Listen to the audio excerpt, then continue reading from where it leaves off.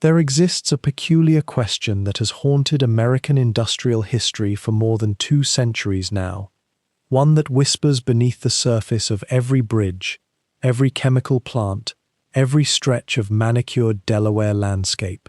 How does a family build unimaginable wealth from something so fundamentally destructive?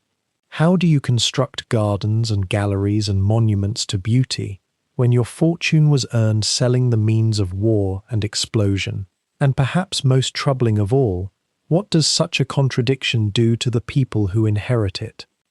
The Brandywine Creek flows through northern Delaware with a patient, almost meditative murmur, the same waters that have moved through this landscape for millennia, indifferent to the human dramas that have unfolded along its banks. If you were to stand there in the pale hours of twilight, when the light turns that particular shade of grey-blue that makes the world feel suspended between day and dream, you would hear that water still, just as it sounded 200 years ago. The creek moves past old stone mills, structures that have survived far longer than most empires, their walls darkened by age and moss, their windows like tired eyes watching the current pass. These mills stand as monuments now, or in some cases as ruins, but they were once something far more alive and dangerous. They were furnaces of industry. They were the birthplace of a dynasty. The story we're about to explore together is not one of simple villainy or uncomplicated triumph, but rather something far more human and far more troubling. It is the story of ambition translated into chemicals, of old-world nobility attempting to stake claim in a new world, of a single family whose decisions rippled outward to touch the fate of presidents, generals, and millions of lives far beyond their knowledge or consent. It is a story about how great beauty and terrible danger can coexist in the same rooms, the same hands, the same heart. And it begins not with a bang, though bangs will come, but with the gentle arrival of a man carrying secrets and a chemistry that would reshape a nation. If you find yourself drawn to the architecture of American wealth, to the hidden mechanics of how power consolidates within family structures, to the unraveling of dynasties and the moral weight that comes with inherited fortune, I invite you to subscribe. We'll be unfolding the Pont Dynasty together over the coming hours and days, a slow, carefully considered examination of America's most dangerous family and the legacy they left behind. This is the kind of history best encountered unhurried, when the mind is open and receptive, and we approach it all with the gentleness such complexity deserves. Now, let us return to that creek, to the twilight gathering in the trees, and to the beginning of everything that would follow.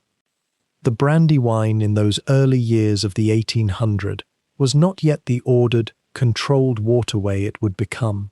It was a river of genuine force, carving through the landscape, offering water to mills and power to machinery, but demanding respect from anyone who dared to work along its banks.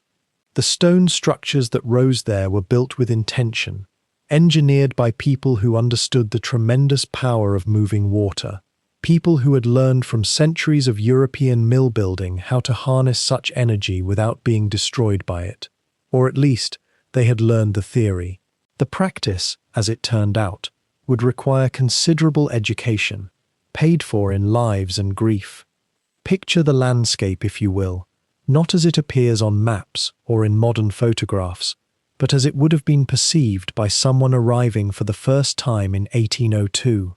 The mill structures would have dominated the immediate landscape, yes, but they would have been set within a broader wilderness, or at least a landscape that still retained the character of wild nature. Forests pressed close. The water ran fast and cold. The air carried the smell of the creek itself, of stone and earth and moisture, not yet overlaid with the acrid tang of explosive powder or the chemical fumes that would come later. It was a beautiful place, in other words, or at least a place that could be perceived as beautiful by someone arriving with dreams of transformation. The mills themselves, those structures of grey stone that still stand in some form today, represented a kind of permanence. a declaration that human intention could be laid down upon the landscape and endure. They were functional, yes, utterly pragmatic in their architecture, every angle and support calculated toward the movement of machinery and the processing of raw materials. But there was something else in them too, something that transcended mere utility. There was a kind of hope embedded in their construction, a belief that what was being built here would last, would matter, would shape the future. Whether such optimism was justified or foolish would depend entirely on the decisions made within those walls and the people who made them. The creek continued its murmuring through this landscape, indifferent to human intention, as it had for centuries before and would for centuries after. The water did not care about the ambitions of the family that would arrive to harness its power. The stone did not possess opinions about the legacy that would be built from it. And yet, in some peculiar way, that indifference matters to understanding the story. The physical landscape was neutral. The tremendous consequences that would radiate outward from this place, consequences that would touch wars and peace, innovation and disaster, wealth and moral complexity. These consequences were entirely human creations, brought into being by choices and circumstances, and the particular way that one man's exile would intersect with America's moment of formation. The twilight deepens along the Brandywine now, in memory and in imagination. The water continues its movement, as patient as eternity, as constant as breath. And somewhere in the gathering darkness, in the spaces between the stone mills and the forest beyond, a story waits to be told. It is a story about powder and prosperity, about family loyalty tested to its breaking point, about how the pursuit of wealth and security can create vulnerabilities far more dangerous than poverty itself. It is a story about extraordinary intelligence meeting extraordinary circumstances, and what happens when such a meeting produces not wisdom but complexity, not clarity but shadow. Let us begin, then, with a man arriving from across the ocean, carrying with him not very much that could be held in his hands, but carrying it all the same in his mind and in his spirit. A man who would look at the Brandywine Creek and see not a river, but possibility. There is a peculiar quality to tracing the lineage of a family whose name became synonymous with industry itself, DuPont. Even now, the word carries weight, a surname that shaped the contours of American manufacturing, wealth, and influence across more than 2 centuries. And yet, beneath that weight lies something more intimate, more fragile than the marble and steel of their monuments might suggest. It is a story woven through with human complexity, ambition both noble and corrosive, and the strange alchemy by which privilege breeds both genius and tragedy in equal measure. If you have ever found yourself curious about how a single family could accumulate such extraordinary power, how the threads of chemistry and commerce and matrimonial strategy could be pulled so tight that an entire nation's development became braided with their own, then this unfolding is for you. There is no need to rush. This is a story that rewards a slow, meditative pace, the kind that settles in with you as the hours grow later, when the world outside your walls begins to quiet, and your mind grows more receptive to the particulars of history, the small decisions, the chance encounters, the quiet morning when someone first mixed one powder with another and changed everything. Before we venture deeper into the Brandywine's secrets and the halls where these remarkable, complicated people lived and schemed and mourned, I invite you to subscribe to this channel. If you relish this kind of slow, richly textured approach to history, where we linger on the texture of cloth and the architecture of ambition, where we do not rush past the human cost of empire, then there will be many more stories like this one awaiting you. Stories told not to quicken your pulse but to deepen your understanding as your mind drifts gently toward rest. This is a place where history moves at the pace of breathing, where the past unfolds with the patience it deserves. Now then, let us begin where all empires begin, with a man who left everything behind, a man carrying nothing but knowledge, desperation, and an idea about how to refine the very substance that would blow open the doors of a new continent. His name was Éleuthère Irénée du Pont. And in the year 1798, as the terror raged through France and families old as cathedrals were being systematically erased, he made a choice that would echo through centuries and cement a name that might otherwise have been lost to the violence of history. He chose to leave, he chose to sail westward, and he chose to bring with him not gold or jewels, but something far more valuable to a young nation still finding its feet in the wilderness. He brought chemistry, he brought powder, he brought the future. Picture, if you will, the crossing itself, the Atlantic in autumn, the rocking of the ship measured like a heartbeat, weeks of salt-stained horizon, and the particular solitude of those who have cut themselves deliberately from the past. Éleuthère would have had time in those long hours to contemplate what he was leaving behind. Family members he would never see again, the estates and refinements of French aristocratic life, a world where the DuPont name had weight and recognition. And he would have had time to imagine what lay ahead. A wilderness. Uncertainty, the possibility of fortune, yes, but equally the possibility of failure, even death. But there was something in the DuPont character, something that would repeat itself across generations like a motif in an old sonata, that drew the family toward risk when others might have counseled caution. The willingness to stand at the edge of something unknown and leap. It is not a trait that makes one comfortable, precisely, but it is a trait that builds empires. And that particular autumn crossing would prove to be merely the first movement in a symphony of ambition that would reshape not just a family, but the entire trajectory of an emerging nation. What is it about survival that transforms the survivor? How does fleeing danger become the foundation upon which one builds permanence? These are questions that haunted the DuPont story from its very first moments, and they would continue to surface, again and again, throughout the generations to follow. For in choosing to leave France, Éleuthère du Pont did something almost paradoxical. He became more rooted than if he had stayed. His family's identity became not a matter of inherited position in an old world, but of what they could construct with their own hands in a new one.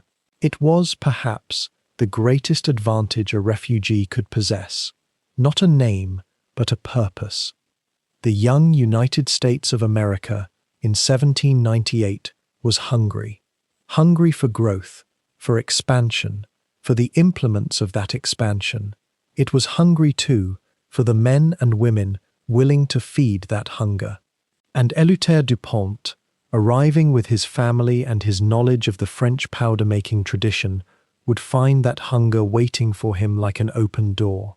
But the path from that arrival to the building of an empire would not be quick. It would not be easy. It would be marked, instead, by the patience of the chemist, the precision of the craftsman, and the hard-won wisdom of one who understands that the best things are built slowly, carefully, often in the shadow of danger itself.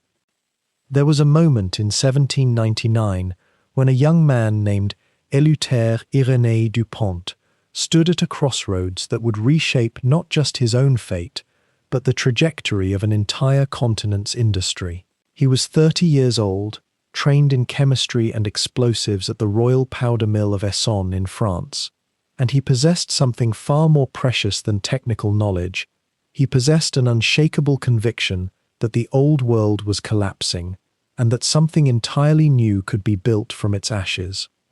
France at that moment was unraveling in the aftermath of revolution. The terror had passed, but its shadow lingered in every street, in the whispered conversations of families like the DuPonts, who had once held status and favor under the Ancien Régime. Éleuthère's father, Pierre Samuel DuPont, was a man of considerable intellect and idealism, a physiocrat and economist, who had weathered the revolutionary storms better than many, but who understood with a clarity born of survival that France would never again be what it had been. The DuPont name carried both prestige and risk in those uncertain years, and Pierre Samuel began to contemplate something that seemed almost fantastical to his contemporaries, the idea of beginning again, somewhere far away, where ambition was not a liability, but a foundation upon which empires could be built. It is worth pausing here to consider what drove this decision, for it was not merely economic desperation. The DuPont family possessed both education and some residual resources. What they recognized, instead, was opportunity. America was still a young nation, barely 2 decades old as a unified country, and it was hungry. It was expanding westward.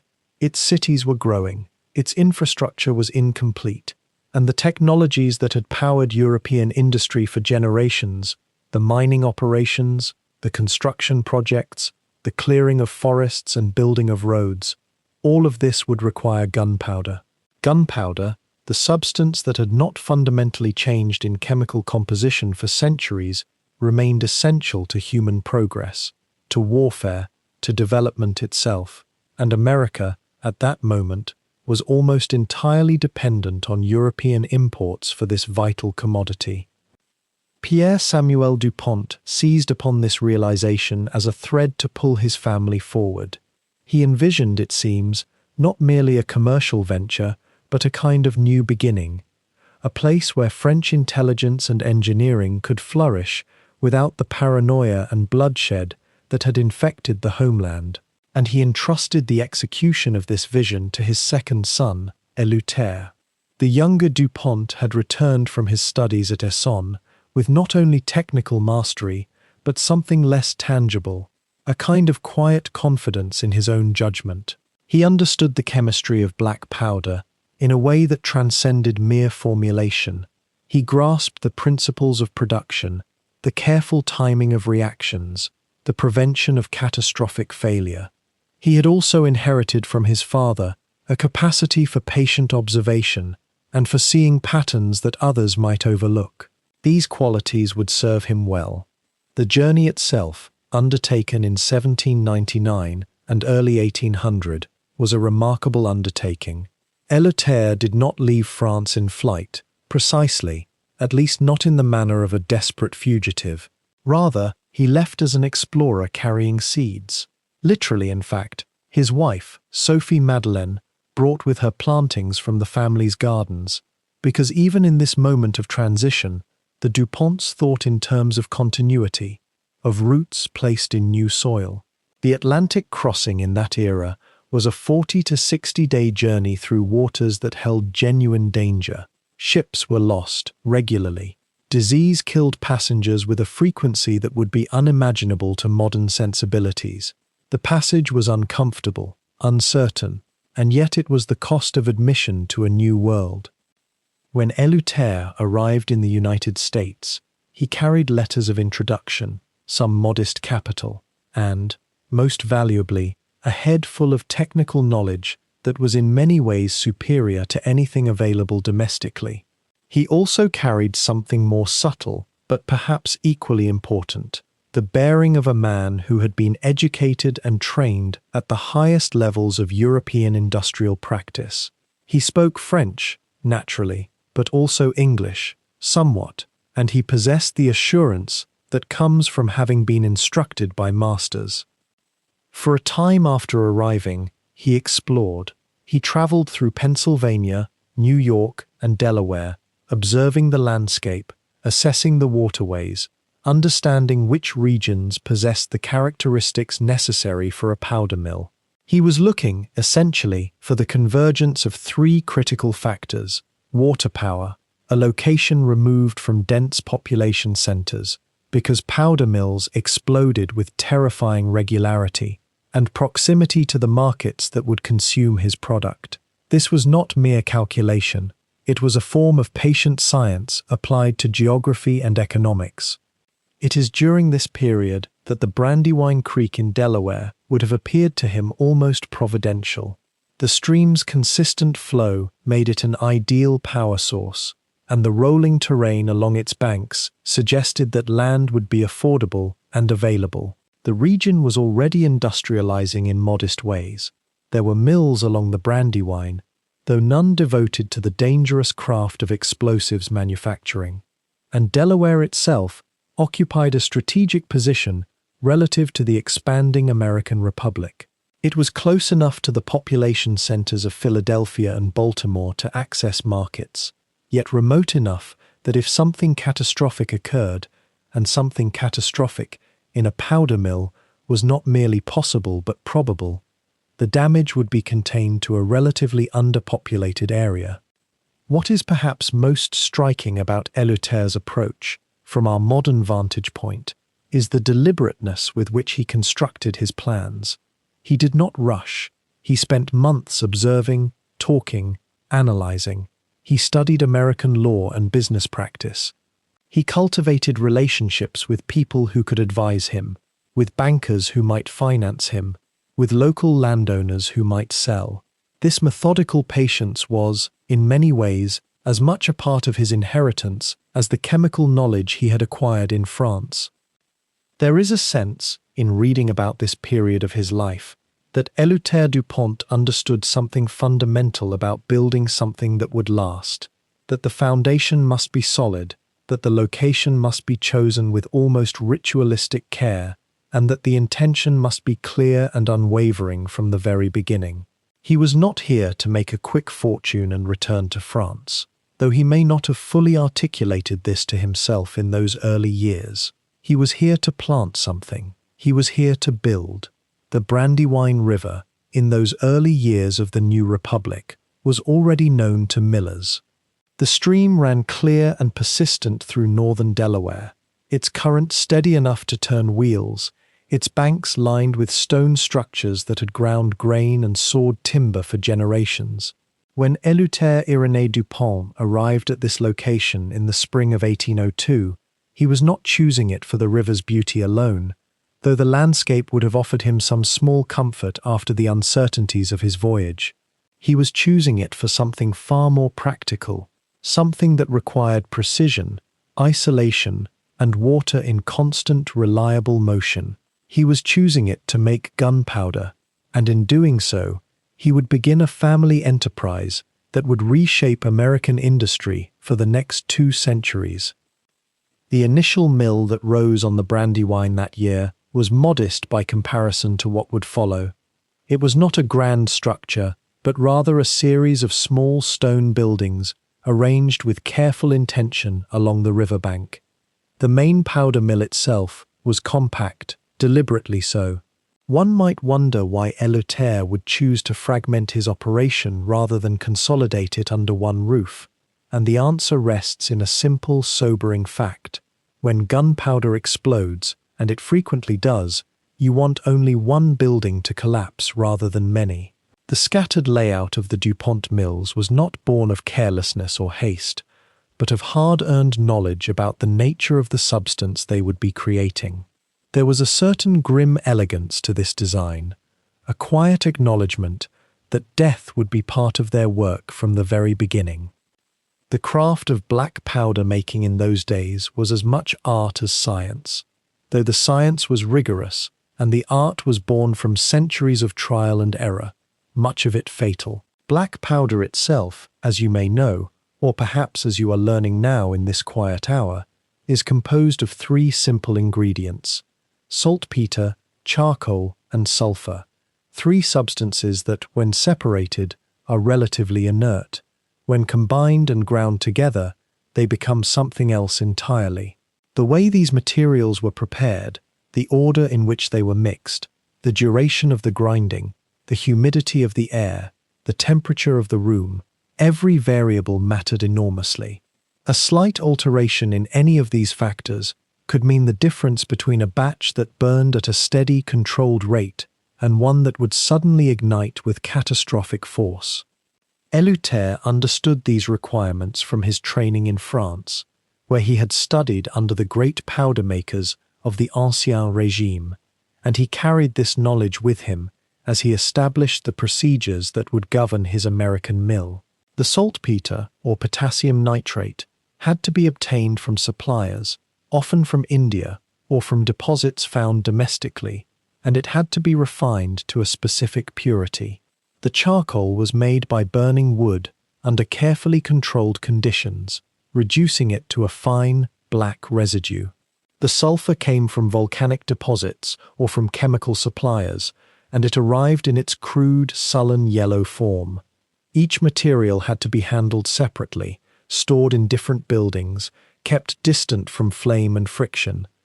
The actual mixing took place in buildings that were themselves engineering compromises between necessity and danger. The ingredients were ground together using mills powered by the river. These mills, or mortars as they were sometimes called, were stone or bronze, never iron, because iron striking iron could produce sparks, and sparks were death. The grinding process was slow and methodical. One could not rush it. One could not apply heat to speed it along. One had to allow the river, the steady rotation of the wheel, the patient fall and press of the mortar, to do the work across hours. A worker standing in such a room, listening to the dull thud of stone on stone, watching the three materials gradually merge into a uniform dark grey powder, would be participating in a process that had remained essentially unchanged for hundreds of years, and which would not change much for hundreds of years to come. The danger in such work was not abstract or theoretical. It was constant, palpable, woven into the very structure of the day. A powder mill worker in the early 19th century lived with a kind of acceptance that modern workers in modern industries can scarcely fathom. You performed your tasks with care, yes. You followed every procedure. You kept everything clean and dry. You remained aware of every motion. But you also understood, in a quiet way that was almost spiritual, that your life was provisional. An accident, a small slip, an unforeseen circumstance could end you in an instant. Some workers did end. Some workers were killed almost every year. The families of dead workers received some compensation, though whether it was adequate is a matter of historical debate. What was certain was that if you needed employment, and if you lived near the Brandywine, and if the DuPont mill was hiring, you weighed the danger against the wages, and you decided, as millions have decided before and since, that the wages were necessary and the danger was acceptable. The quality of DuPont powder became apparent almost immediately. Éleuthère and his small team of workers produced a product that was finer, more consistent, and more powerful than much of what was being manufactured elsewhere in the young nation. American gunpowder at that time was often variable in quality. The powder produced in small operations across the country ranged from barely adequate to dangerous to the user. DuPont powder was different. It burned with reliability. It left less residue. It delivered consistent force. These qualities may seem technical and dry, but they were, in practical terms, the difference between a soldier's musket firing true or misfiring at a critical moment. They were the difference between a hunter's rifle bringing home game or scattering its shot into the forest. They were the difference between a blasting charge bringing down a rock face as intended or exploding unpredictably. Word of this quality spread through commercial and military networks with the quiet efficiency of reputation. Éleuthère was not a man given to loud boasting or flashy marketing. He was a careful, methodical businessman who allowed the powder to speak for itself. He established standards for every batch. He tested samples rigorously. He documented his procedures with a precision that was, for the time, almost obsessive. This approach, combined with the genuine superiority of the product, began to draw orders. Local militia groups inquired about purchasing DuPont powder. Government officials took notice. The young republic, still uncertain of its own survival, needing to arm itself adequately, found in DuPont powder a source of reliable munitions. The mill, which had begun with modest output, began to grow. The setting itself, the Brandywine Valley, became over the following years a landscape transformed by industry. Where there had been quiet forests and open meadows along the river, there now arose mills and workshops, storage buildings and workers' cottages. The sound of the river, which had run undisturbed for millennia, now competed with the grinding of stones, the creaking of water wheels, the shouts of workers. The acrid smell of sulphur and burned charcoal hung in the air. Yet there was also a strange beauty to it, or at least a kind of human significance. This was creation. This was the building of something substantial from raw materials and human skill. This was America, in some sense becoming what it would become: industrial, powerful, driven by invention and ambition, and the willingness to take great risks for great reward. And through it all, the river continued its quiet flow, indifferent to human enterprise, providing the steady power that turned the wheels, that ground the powder that would, in the years to come, help define a nation. The first years of the DuPont powder mill were years of precarious brilliance, the kind of time in human history when progress and peril walked hand in hand through the same doorway. Éleuthère Irénée had chosen the Brandywine site with the careful eye of a man who understood that water power and isolation were essential to his work, yet he could not have foreseen just how volatile those early seasons would become. The mill itself was a modest structure by later standards, built of stone and timber, designed according to principles that Éleuthère had absorbed from years of watching his father's operations in France.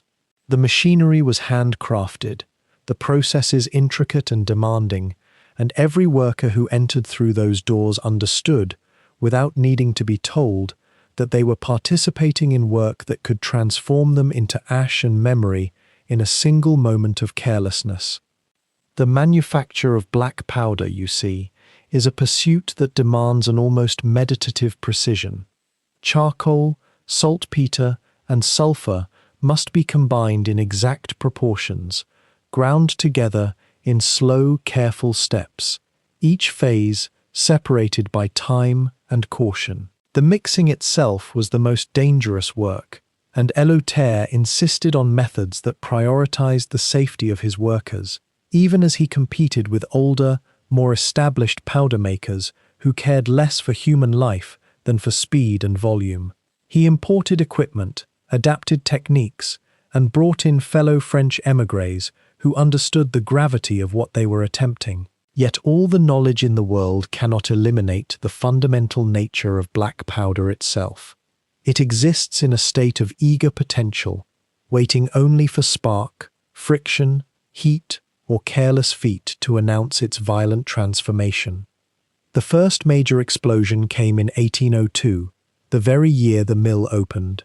A worker, in a moment that history has not preserved in perfect detail, struck metal against stone, or perhaps a spark found its way into a mixing room where it had no business being. The blast killed one man instantly, a loss that struck the young enterprise like a hammer blow to the chest.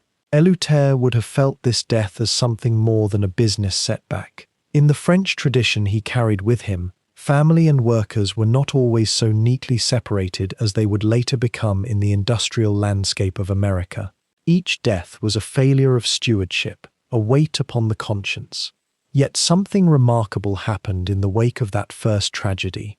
Rather than abandon the enterprise, rather than retreat to safer, less demanding work, Éleuthère doubled down on his commitment to prevention. He redesigned spaces, modified procedures, insisted on training that was rigorous and unforgiving in its attention to detail. He began to see safety not as a constraint on production, but as an element of production itself, as essential as the quality of his materials. This was an unusual philosophy for the time, a way of thinking that would not become common in American manufacturing for another century or more. Between 1803 and 1818, there were 5 more catastrophic explosions at the Brandywine Mills. Each one killed workers, some of them men that Éleuthère knew personally, men who had fled France with him, who had believed in his vision, who had become part of the fragile community he was building along the creek. A brother-in-law, Jean-François Biedermann, was killed in an explosion that also claimed the lives of several workers.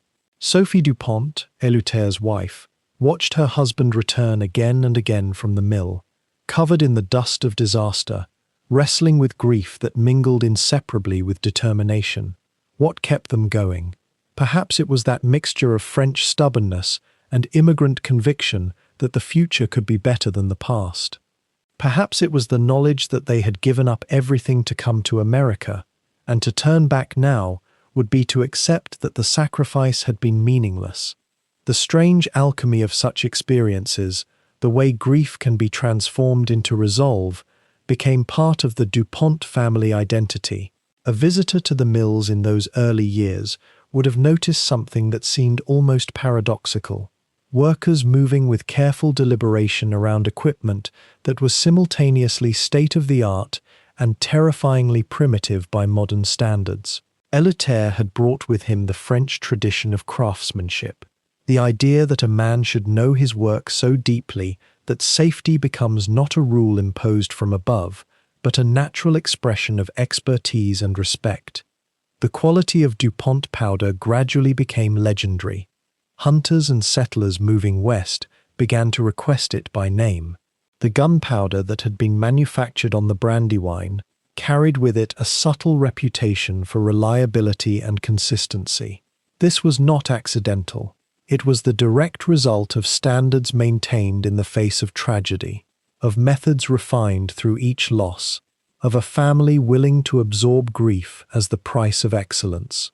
In a way, the explosions themselves had become a crucible, burning away everything but the core commitment to doing the work properly.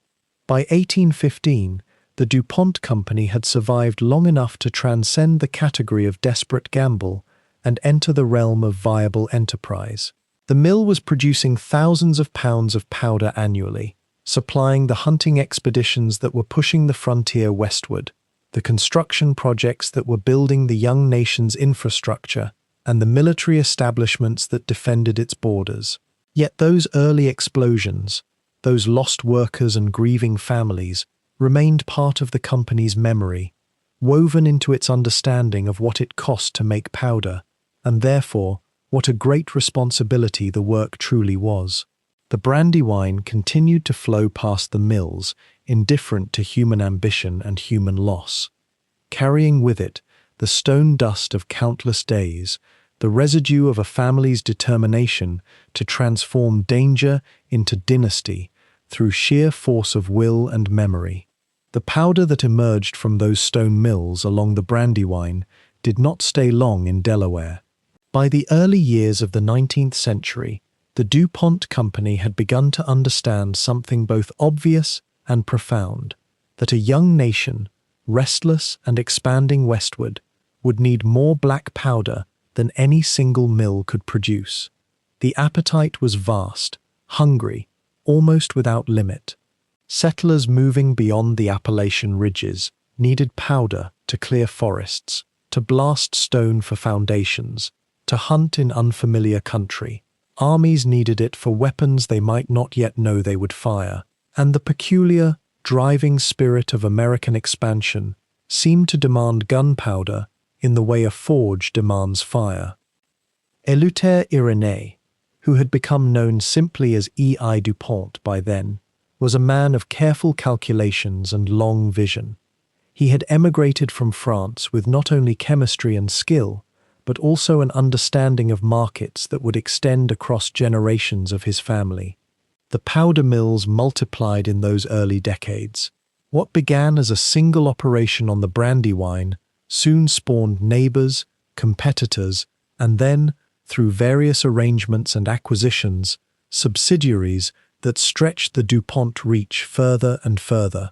The Brandywine remained the heart, the place where the family lived and worked and learned the dangerous craft, but the empire was already beginning to sprawl.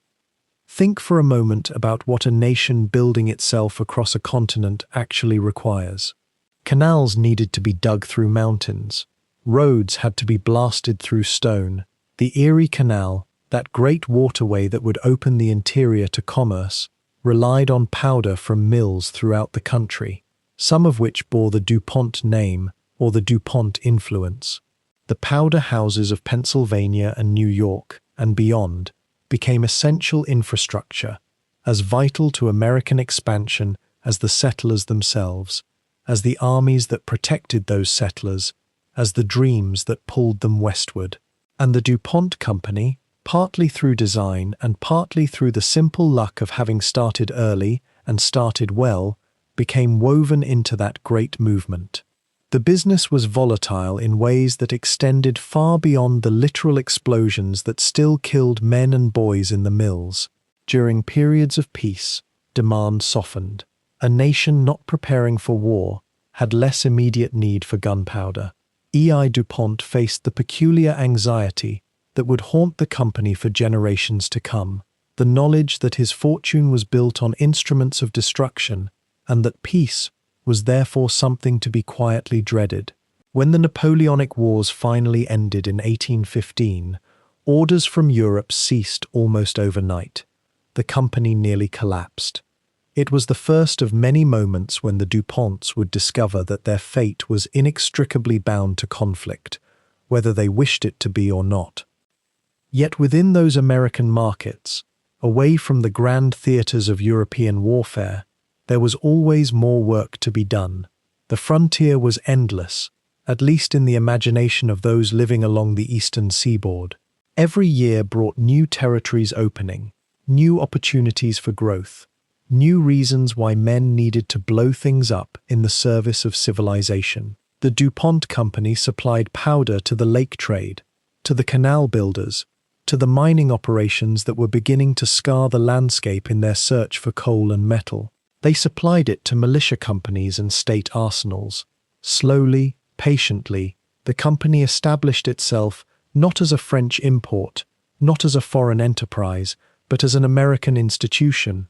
The mills themselves became something of a pilgrimage site for those interested in manufacturing and industry. Visitors would come to observe the careful choreography of powder production, the grinding of saltpeter, the charcoal, the sulfur, all mixed in precise proportions, all handled with a kind of sacred caution that seemed absurd until you remembered that a single spark could obliterate a building and everyone in it. E.I. DuPont took pride in showing visitors the careful systems he had developed, the water wheels that drove the machinery, the arrangement of workers that allowed production to move forward while keeping any one explosion confined to a limited area. It was a grim calculus, accepting that some men would die, but arranging things so that fewer would die than might otherwise. There is something worth pausing on here, something that shaped the entire family story that would follow. The DuPonts were not cruel men, for the most part. They were not indifferent to the deaths in their mills. Many family members worked in those mills themselves, at least in the early generations. E.I. DuPont had relatives who died in explosions, yet they also knew that their wealth and their position depended on those mills continuing to operate, on powder continuing to be produced, on more and more of it flowing out into a nation that seemed to want it endlessly. So they innovated, they improved safety procedures, they mourned their dead, and they rebuilt. The contradiction between genuine concern for human life and the economic imperative to continue a dangerous business would become a defining characteristic of the family.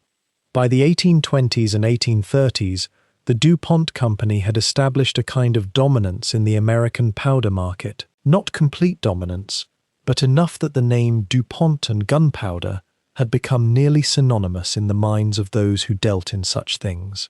The mills on the Brandywine had become the model that others imitated.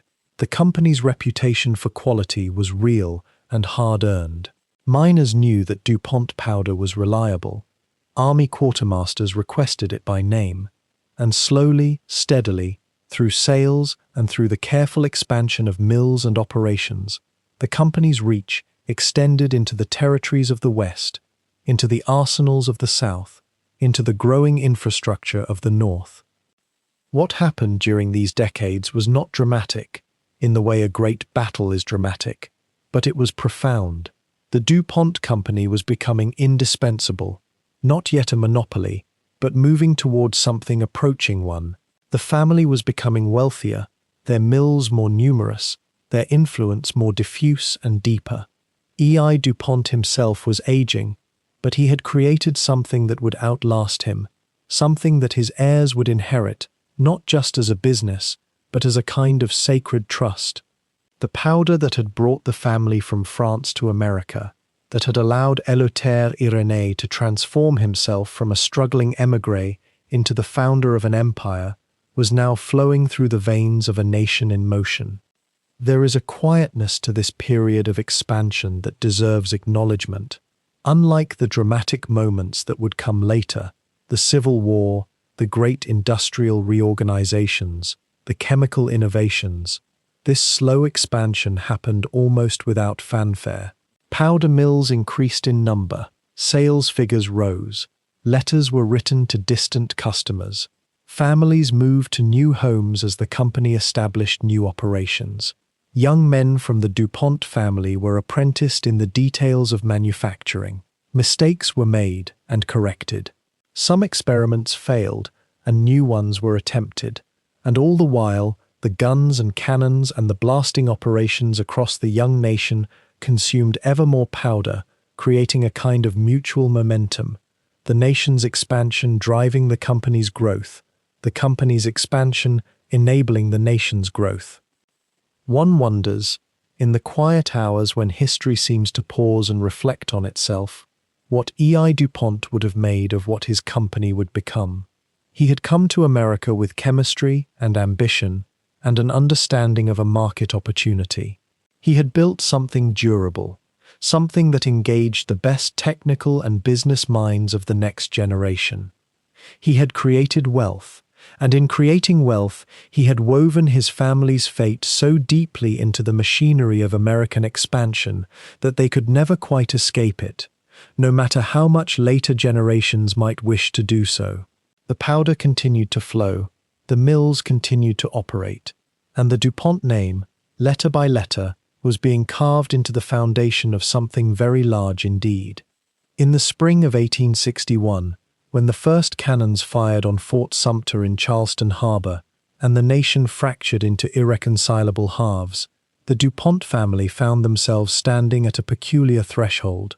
The powder mills along the Brandywine, now nearly 60 years old, would enter into a role they had been quietly preparing for throughout the decades of relative peace. The furnaces would burn brighter, the millstones would turn faster, and the DuPonts, who had built their fortune on the careful craft of explosives for mining and construction, would discover that war could transform a regional enterprise into something far more consequential, a lifeline, quite literally, to one side of a nation tearing itself apart.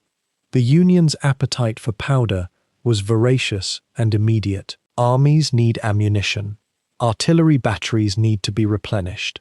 Fortifications need to be built and defended with explosives. The federal government, scrambling in those first chaotic months to mobilize, turned to the manufacturers who could deliver, and DuPont stood among the most reliable. There was a certain grim irony to this, a family descended from a man who had fled the terror and the violence of revolution, now supplying the materials for what would become the bloodiest conflict in American history. Yet the contract came, and the mills hummed with the kind of desperate productivity that only comes when a nation is fighting for its existence. The details of those wartime years reveal themselves in the quiet arithmetic of industrial expansion. The DuPont Company ramped up production with a precision born from decades of handling volatile materials. They had learned through earlier loss, the explosions, the dead workers, the widows, that discipline and careful measurement were the only safeguards against catastrophe. These same principles that had protected them in peacetime now served the war effort. The black powder flowing from their mills was among the most reliable in the world, and Union officers knew this. They knew the DuPont name meant consistency. It meant trust. It meant that when you loaded your musket or your cannon, the powder would burn true and carry your projectile where it needed to go. What is perhaps most striking about this period is how quietly it happened. There are no grand tales of heroic DuPonts enlisting in regiments or leading cavalry charges. The family's contribution was more subtle and, in its own way, more powerful. They supplied the infrastructure of Union victory, the material sinews of war. The profit margins, historians suggest softly, were substantial. War has always been lucrative for those who manufacture its instruments, and the DuPonts were no exception. But to judge them harshly by this alone might be to miss something more complex about the nature of their involvement. Some in the family held genuine conviction about preserving the Union. Others likely viewed it primarily through the lens of commerce and opportunity.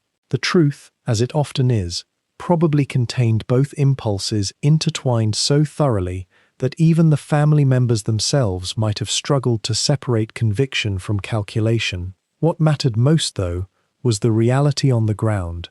The Brandywine Mills became increasingly essential to the North's capacity to wage total war. The contracts kept coming. The quotas climbed. The furnaces worked day and night. The mills themselves became more famous. The name DuPont, previously known mainly to those in the explosives trade and to the merchants and engineers who purchased their powder, began to appear in newspapers and dispatches. Government officials, including President Lincoln's administration, became increasingly aware of this family and their strategic importance to Northern victory. A relationship was being forged, not explicit perhaps, but undeniable, between the DuPont family and the federal government itself. You supplied the means of warfare, and in return you became essential. You became noticed. You became important. There exists in the historical record a fascinating question that sits just beneath the surface of this era. Did the DuPonts, in becoming indispensable to Union victory, begin to see themselves differently? Did they understand, perhaps only half-consciously, that they were ascending from being merely wealthy merchants into something closer to elder statesmen of industry? The Civil War, in forcing the nation to industrialize at an accelerated pace, elevated manufacturers from a secondary tier of American society to the primary architects of national power. The DuPonts were moving through this transition alongside other great industrial families, but their connection to explosives, to the very physics of destruction and force, gave them a particular weight. Throughout the long years of the conflict, from 1861 through 1865, the grinding horror of the war created what might be called a perverse stability for the DuPont mills. Peacetime commerce fluctuates. It rises with expanding frontiers and falls with economic downturns. But wartime demand is relentless. The mills had contracts. The orders would not stop until the war ended. In some ways, this created an environment where the DuPonts could expand their operations with more confidence than perhaps they ever had before. They invested in new equipment. They trained new workers. They built infrastructure not just to meet current demand, but to anticipate future need. The workers themselves, the mill hands who mixed and measured and processed the black powder in those dangerous rooms, often came from immigrant communities that had settled in the region. Many had no particular attachment to the Union cause. For them, the mill was simply employment, a way to put food on their families' tables. Yet they were, in their labor, integral to the Northern war effort. Every grain of powder that left the Brandywine had passed through their careful hands. There is something somber in considering this. The quiet, dangerous work of people who had little stake in the political or moral questions at hand, yet whose labor was essential to determining the outcome. As the war wore on, and the North gradually developed its overwhelming advantage in industrial capacity, the significance of companies like DuPont became even more pronounced. The South, with fewer manufacturing facilities and less developed infrastructure, simply could not match the North's ability to produce weapons and ammunition continuously. It was not, in the end, the bravery or tactical brilliance alone that decided the war. It was the ability to field armies that never ran out of ammunition, to repair and replenish equipment faster than it could be destroyed. DuPont powder contributed to this grinding industrial victory. Yet there is also a quiet complexity worth sitting with, perhaps, as these thoughts settle into the slower rhythms of evening. The DuPonts, by the war's end, had not simply become wealthy, they had become woven into the fabric of American power itself. Government officials knew their names, military leaders relied on their products. The federal government, having grown vastly more powerful through the war, would continue to need manufacturers like DuPont going forward. Peace, when it came in 1865, would not erase this connection. If anything, it would deepen it. The DuPonts had proven their value in the nation's greatest moment of crisis. That proved to be a form of capital no amount of gold in a vault could quite replicate. The capital of being essential, of being known, of having one's reputation linked to survival itself.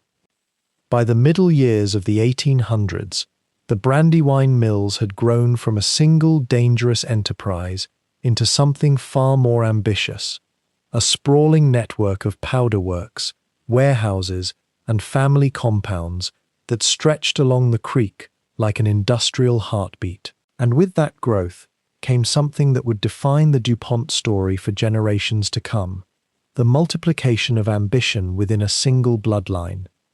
The founding generation had been fortunate. Éleuthère Irénée and his descendants had kept tight control, passing knowledge down through careful apprenticeship and blood loyalty. But as the 19th century deepened, as children had children, as cousins began to outnumber the original line, the DuPont Company became something more complicated than a simple family business. It became a dynasty, and dynasties, by their very nature, contain within them the seeds of both unity and rupture.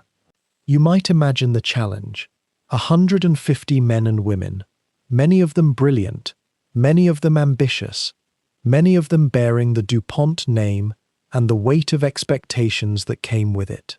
How do you preserve family loyalty when dozens of cousins and nephews are all competing for influence within the same corridors?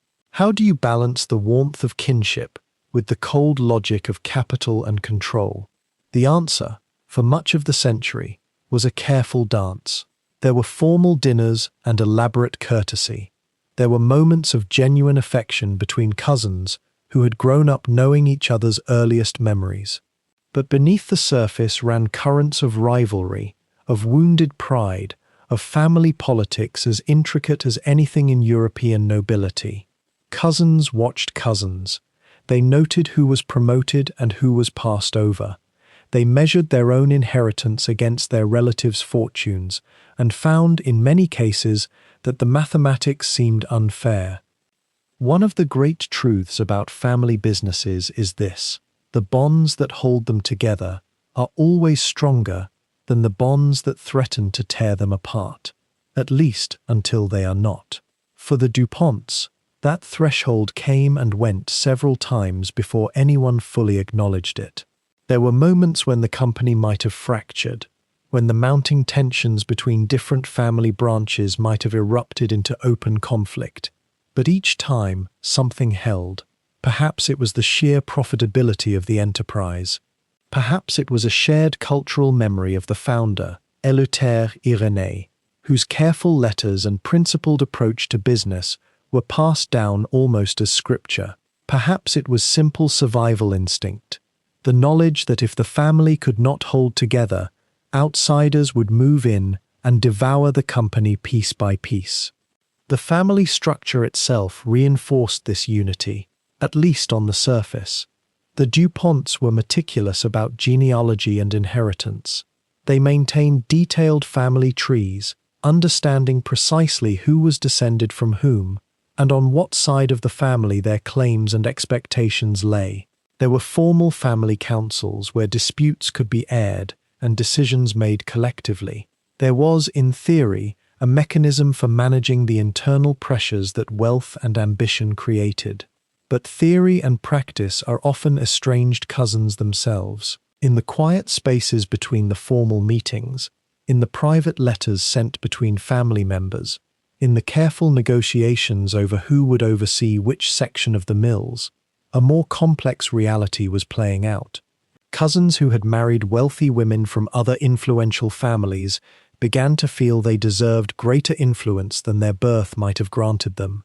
Nephews who had proven themselves capable administrators chafed under the authority of older male relatives who had been born to privilege but lacked their energy or vision. And always, underneath it all, was the question that no DuPont could quite escape. What happens when the powder mill can no longer be the center of the family's world? Because that moment was coming, though few fully recognized it yet. The DuPont company had built itself on gunpowder, on the careful, dangerous craft of transformation, taking saltpeter, charcoal, and sulfur, and creating explosive potential.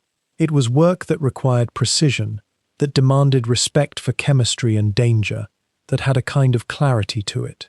You made powder well, or you made it badly. You handled it safely, or it killed you. The moral universe was simple, but as America industrialized, as the century turned toward its middle years, the possibilities for expansion began to multiply in ways that were far more morally complex. There was money to be made in many things, not just gunpowder. There were chemicals and pigments and dyes, entirely new industries emerging from the rapid advancement of scientific understanding. Some DuPont cousins began to wonder, should the family remain wedded to powder, or should it diversify, reach out into new territories? These were not merely business questions. They were philosophical questions about identity and tradition and change. To a DuPont man or woman in the 1800s, the powder mills on the Brandywine were not simply a source of wealth. They were a calling, a heritage, a connection to something that had meaning beyond mere profit. Your grandfather had devoted his life to perfecting the craft. Your father had risked his safety and his sanity in the mills. You had grown up knowing the smell of sulfur in the air, hearing the stories of explosions, understanding that the very fortune you inherited had been purchased with danger and sometimes with blood. What did it mean to walk away from that, even partially? What did it mean to suggest that there might be other paths, other sources of wealth, other ways to be a DuPont in America? Some of the younger generation began to ask these questions aloud. They were curious men and women, many of them educated at the finest schools, exposed to new ideas about chemistry and industry and progress. They understood, in ways that their grandfathers perhaps could not, that industries change, that what is essential in one era becomes quaint in another. Surely, they argued, the DuPont name and the DuPont fortune could be leveraged for other purposes. Surely there was no shame in evolution. But others in the family held fast to the old certainties. The mills had made them who they were. The powder business had connections to history and honor that these younger cousins could not fully appreciate. To abandon it, or to diminish its importance, would be to sever themselves from something essential. It would be to become something other than DuPont. These tensions never quite boiled over into open warfare. The family structure held. The business remained unified, at least in name and ownership. But the fault lines were there, visible to anyone who knew where to look. They ran between the old guard and the young reformers, between those who wanted to preserve and those who wanted to expand, between different branches of the family who had come to see their interests as subtly, then distinctly, then dramatically misaligned. And hovering over all of it was a question that few dared to ask directly. What happens to a family business when the family itself can no longer agree on what the business should be? What happens when loyalty to the family and loyalty to the company begin to pull in different directions? When a cousin's ambition becomes a threat to another cousin's security? When expansion into new territories might mean less power for those who had built their authority on the old foundations? The DuPonts would spend the rest of the 19th century and much of the 20th wrestling with these questions, sometimes explicitly, more often beneath the surface, in the language of board meetings and business decisions, in the architecture of family councils and stock distributions. But the essential tension never quite disappeared. It simply transformed, like so many things, into new shapes, new problems, new configurations of power and loyalty that would test and strain the family bonds again and again. The mills on the Brandywine continued to hum with activity, producing powder for a nation that seemed to hunger for it endlessly. But inside those mills, and in the grand houses where the DuPont families made their homes, a more subtle chemistry was at work.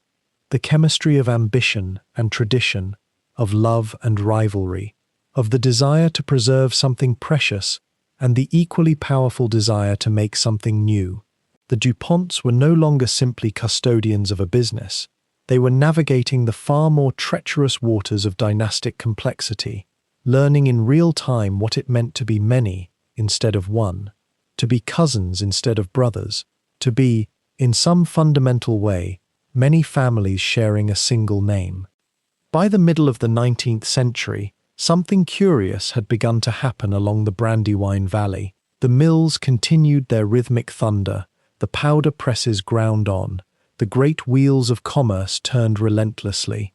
And yet, just beyond the industrial cacophony, something altogether different was taking shape. The DuPonts, having secured their fortune through smoke and flame, now began to build lives of almost dreamlike quietude in the estates that rose up around them like monuments to a different kind of ambition. These were not merely homes, they were statements, deliberate and unspoken, about what it meant to inherit both wealth and responsibility in a nation that was still learning what wealth could mean. Pierre Samuel Dupont de Nemours, the family patriarch who had fled France with his chemistry and his vision, had settled on modest holdings along the creek. His descendants, however, looked upward and outward with the confidence that only time and accumulated capital can provide. They began to acquire land, not by the acre, but by the 100-acre. By the 1880s, the DuPonts had begun a quiet revolution in their domestic lives, one that moved almost in counterpoint to the violence of their business.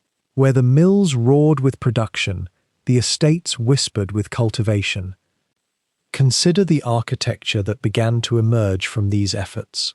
The DuPonts employed the finest architects available, many trained in European traditions, to design homes that borrowed from every age of grand construction: Renaissance villas, Palladian mansions, neoclassical temples of domestic life. Eleutherian Mills, named for the company's founder, stands as perhaps the most striking example, a house that seems to grow organically from its landscape, as though the Brandywine itself had condensed into stone and wood and enduring beauty.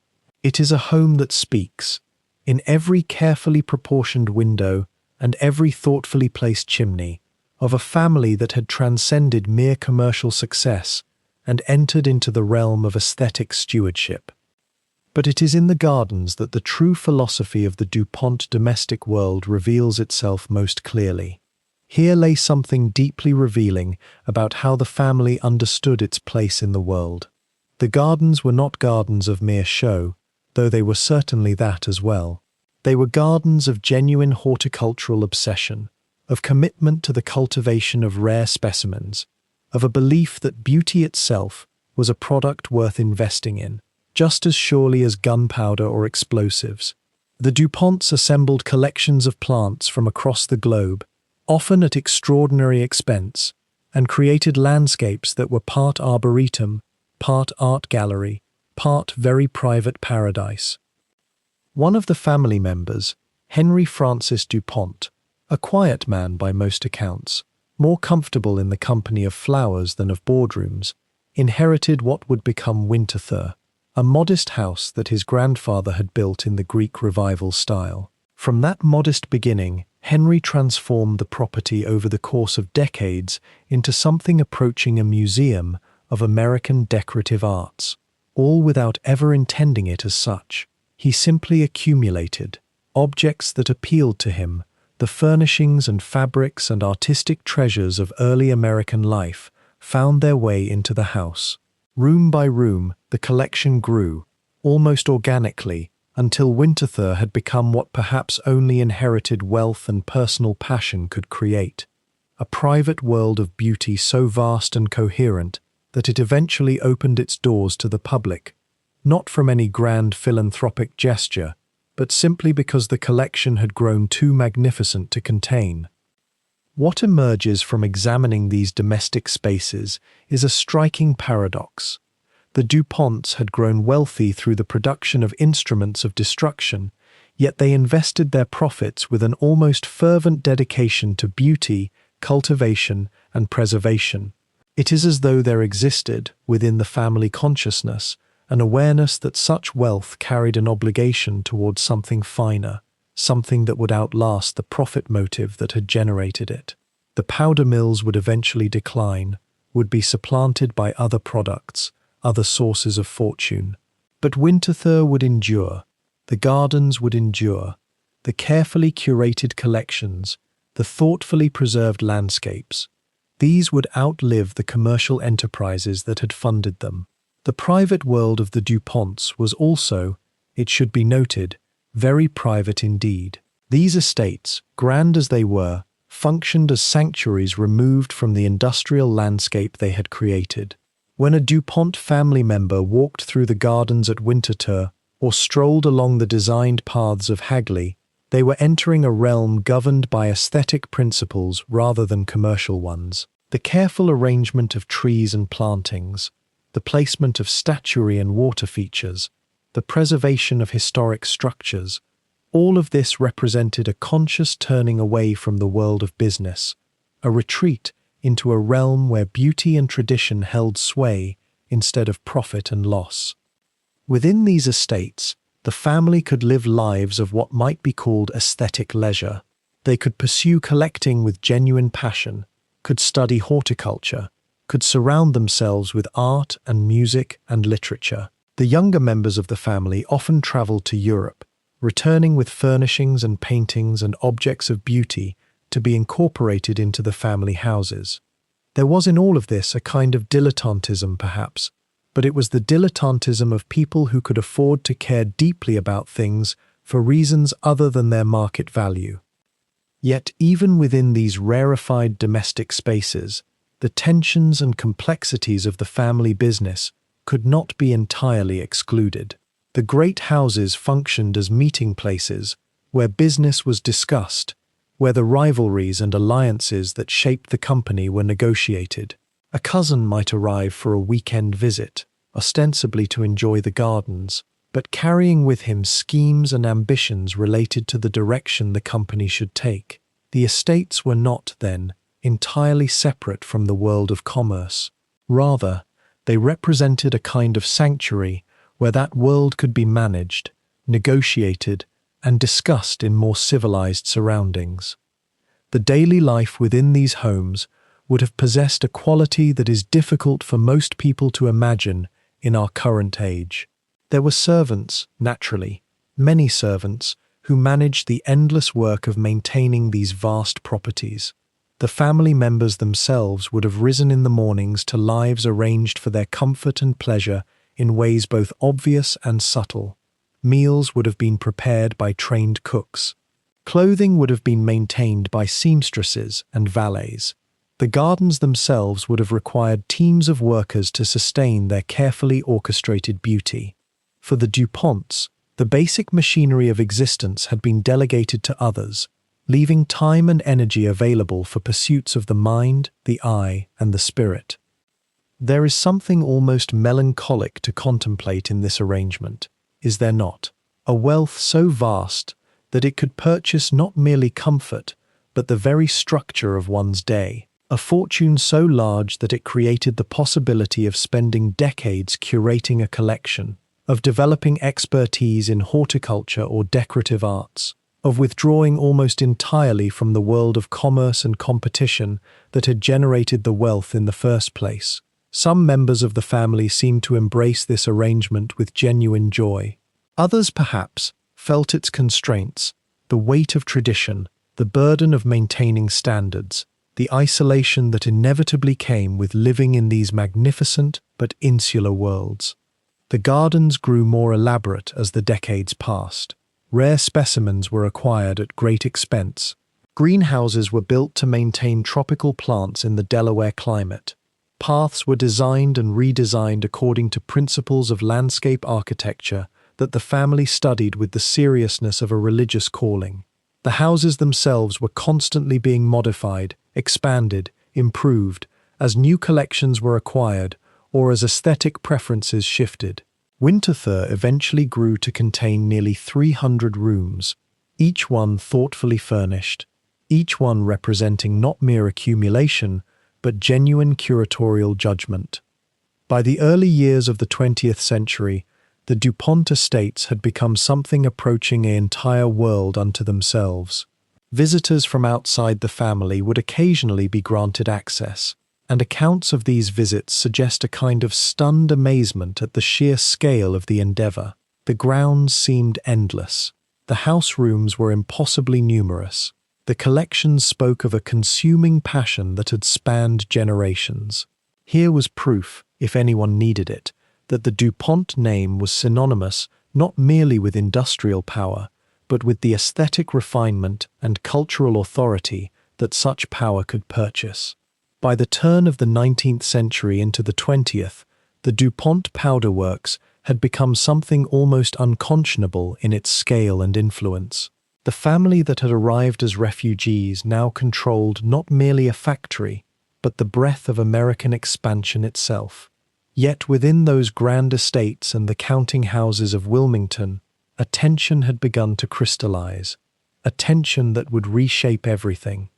Because you see, the company had grown so vast, so profitable, that the very question of who should steer it forward became a matter not of simple inheritance, but of ambition, intelligence, and the delicate choreography of family politics.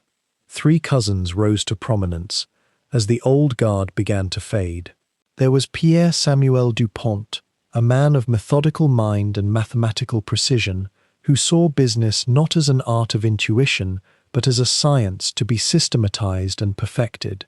Beside him stood Éleuthère Irénée du Pont, a chemist through and through, who understood the very molecules of their trade with almost obsessive devotion.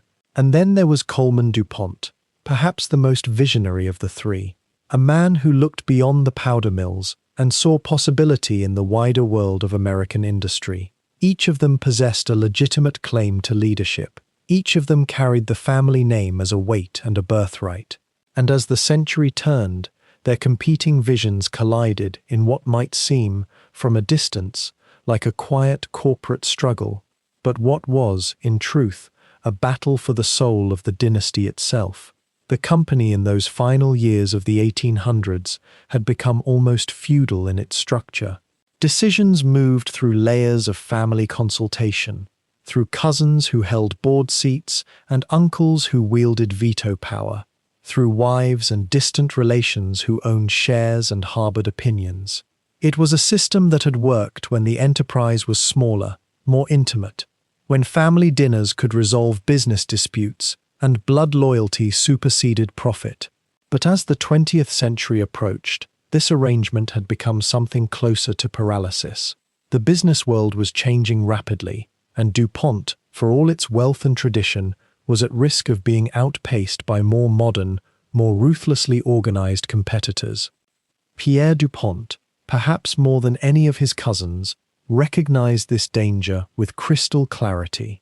He had traveled extensively, studied the newest methods of industrial organization, and come to believe that only through radical restructuring could DuPont survive and thrive in the new century. He understood that the family's emotional attachments to the old ways, the nostalgic reverence for the mills on the Brandywine, the preference for gentlemen's agreements over written contracts, the assumption that family bonds would always transcend financial interest. These things, however charming, were becoming liabilities. Between 1902 and 1909, a process began that would be either the most enlightened corporate reformation of its time or the most calculated coup within a family business. Historians and economists still debate which. Pierre, working alongside his cousins, engineered what amounted to a complete reorganization of the DuPont Company.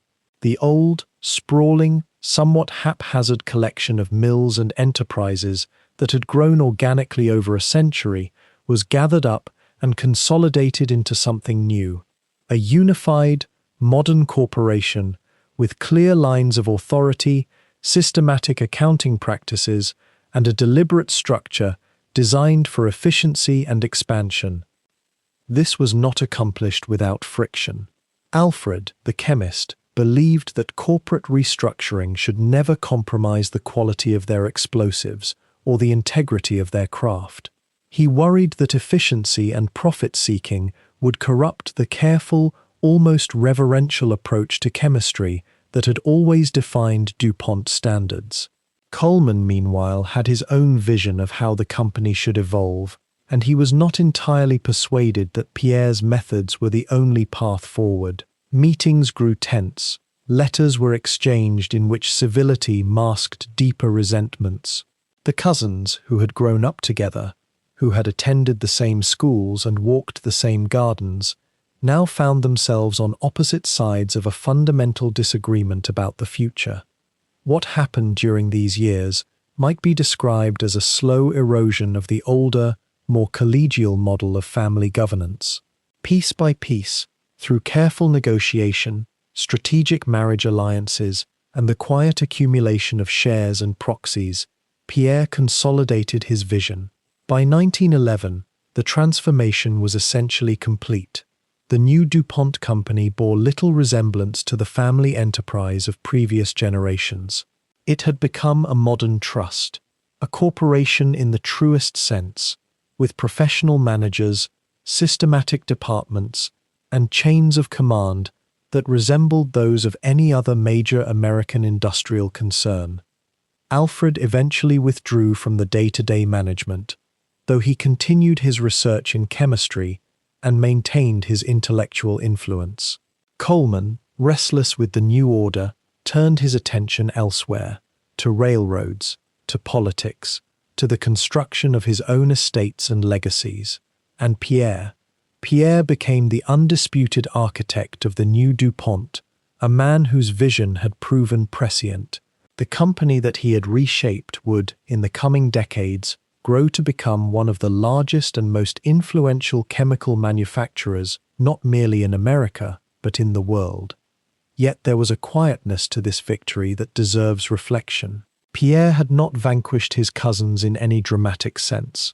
There were no public scandals, no broken relationships that could not, on the surface, be mended. Thanksgiving dinners continued. Estates were visited. The family remained, in many respects, unified. But something had shifted nonetheless.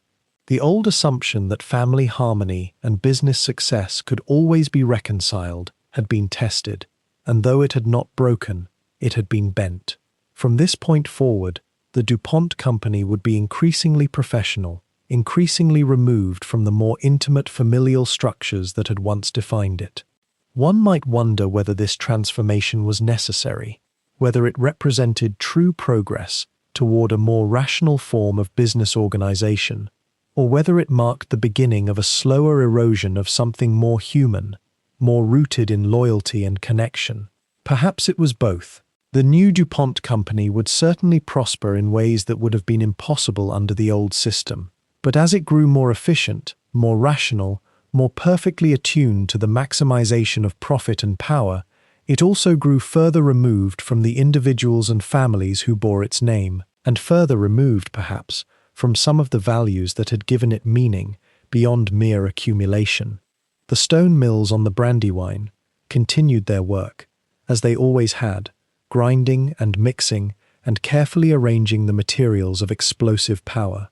But now they did so under the direction of a new kind of institution, one that could think in scales and timelines that transcended any single family, any single life. The DuPonts had built something greater than themselves, and in doing so, they had become something other than what they had always been. By the turn of the century, something extraordinary began to shift within the DuPont compounds along the Brandywine. The mills that had once existed solely to produce black powder that ancient formula of saltpeter, charcoal, and sulfur that had served armies and miners for generations suddenly felt insufficient to the ambitions of men who had grown wealthy and restless with dominion over a single product. The gunpowder trade had made the family fabulously rich, yes, but it had also begun to feel, in the minds of the younger generation, like a kind of ceiling, and ceilings, it seemed, were meant to be broken through. Around 1902, as if responding to some unspoken call within modern industry itself, the DuPont Company began its quiet but relentless transformation.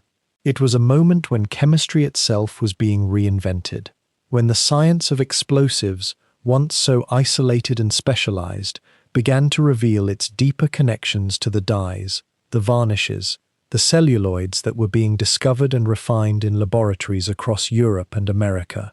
The company's leadership, particularly a cousin named Henry DuPont, and the sharp, calculating Alfred I. DuPont, recognized something that many industrialists in that era were only beginning to glimpse, that the knowledge required to manipulate molecules for destructive purposes was fundamentally the same knowledge that could create entirely new materials for commercial gain. The first real venture into this new territory came through the acquisition of dye companies.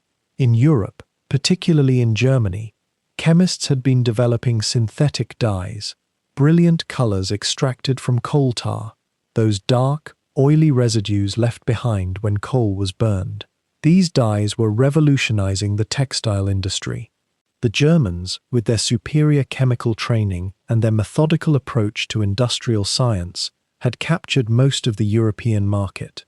But America, with its wealth and its hunger for innovation, wanted a piece of this future, and the DuPont Company, with its deep expertise in chemistry and its capital reserves, positioned itself to enter the field. By 1905, DuPont had absorbed the Farbenfabriken, a German subsidiary, and began manufacturing synthetic dyes on American soil. It was a curious marriage, the powder manufacturer transforming into a dye producer, but it made perfect sense to those who understood chemistry as a language. The skills that allowed a chemist to calculate the precise ratios of chemicals that would produce a controlled explosion were the same skills needed to understand how different molecular structures would absorb and refract light into color. In some ways, it was less a departure than a deepening, a movement into the hidden vocabulary of matter itself. The profits from dyes were substantial.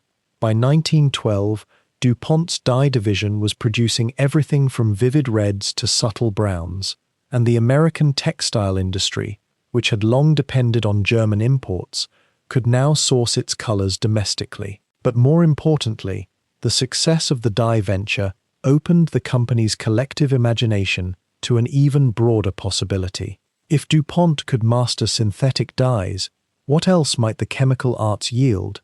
What other gaps in the market might chemistry fill? This was the era when celluloid was beginning to transform American life. Celluloid, that semi-synthetic plastic derived from cellulose and camphor, was being used for everything from film stock to combs to piano keys. It was a remarkable material, flexible, durable, capable of being molded into almost any shape. DuPont, recognizing its potential, moved to acquire and develop celluloid production. By the second decade of the century, the company was manufacturing not just explosives and dyes, but also celluloid products for consumer markets. It was a quiet revolution in what DuPont understood itself to be. Think, for a moment, about what this represented. A company whose entire identity, whose entire infrastructure and expertise had been built around a single purpose, the creation of gunpowder, was now consciously remaking itself into something far more diverse and, in many ways, far more influential. The knowledge was transferable in unexpected ways. The engineering skills that had gone into building safer, more efficient powder mills could be adapted to create better dye vats and celluloid processing equipment. The financial systems, the distribution networks, the relationships with government agencies, All of these could be redirected toward new products. The timing was propitious. The early 20th century was an era of explosive growth in American manufacturing, a time when new materials and new possibilities seemed to emerge almost weekly from laboratories and research departments. Bakelite, the first fully synthetic plastic, had been invented in 1907. Cellophane was being developed in France. The potential for chemically engineered materials seemed almost limitless, and here was DuPont, with resources and expertise that few companies could match, positioned perfectly to capitalize on this transformation. Yet there was something else happening in these early decades, something less visible but perhaps more profound. The DuPont Company, under the leadership of Pierre Samuel DuPont II, a cousin who represented a new generation of industrial leadership, was beginning to develop something that would come to define the modern corporation: systematic research and development. In 1911, DuPont established an experimental station at the Brandywine, a dedicated space where chemists could pursue inquiry without the immediate pressure of production deadlines. It was a revolutionary concept at the time. Most companies viewed research as incidental to manufacturing. DuPont was beginning to treat it as central, as the engine that would drive all future growth. This experimental station became a kind of intellectual hothouse. Chemists from across America and Europe were recruited to work there. Problems that seemed intractable were systematically attacked. The philosophy was simple but powerful. If you understood chemistry deeply enough, you could create virtually anything. You could make colors from coal tar. You could create flexible, moldable materials from plant cellulose. You could invent entirely new substances that did not exist in nature. The possibilities seemed, in the minds of these chemists, to be without limit. By 1920, DuPont was producing thousands of products beyond gunpowder: dyes, celluloids, varnishes, films, plastic sheets. The catalog was growing almost faster than it could be tracked. The company had diversified so thoroughly that in some ways the word gunpowder had become almost quaint, a historical remnant of the company's origins rather than its defining focus. The Brandywine Mills still stood, still functioned, but they were now just one part of an enormous, sprawling chemical enterprise that touched almost every corner of American manufacturing and consumer life. This expansion was not without its growing pains. The transition from a company focused on a single product to one juggling dozens of different chemical processes created organizational challenges. Different divisions sometimes competed with each other.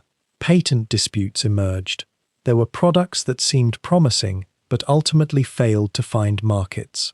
The simplicity of the early powder-making days, one product, one market, one clear path to profit, was gone forever. In its place was complexity, diversity, and a need for a kind of managerial sophistication that the family had not previously required. And yet, by most measures, it was working brilliantly. The company's stock price rose, its workforce expanded. New facilities were built not just in Delaware, but across the country and the world. The DuPont name, once associated primarily with explosives, began to appear on products that ordinary Americans encountered in their daily lives. In a sense, the company was becoming ubiquitous, woven into the fabric of American consumer experience in ways both visible and invisible.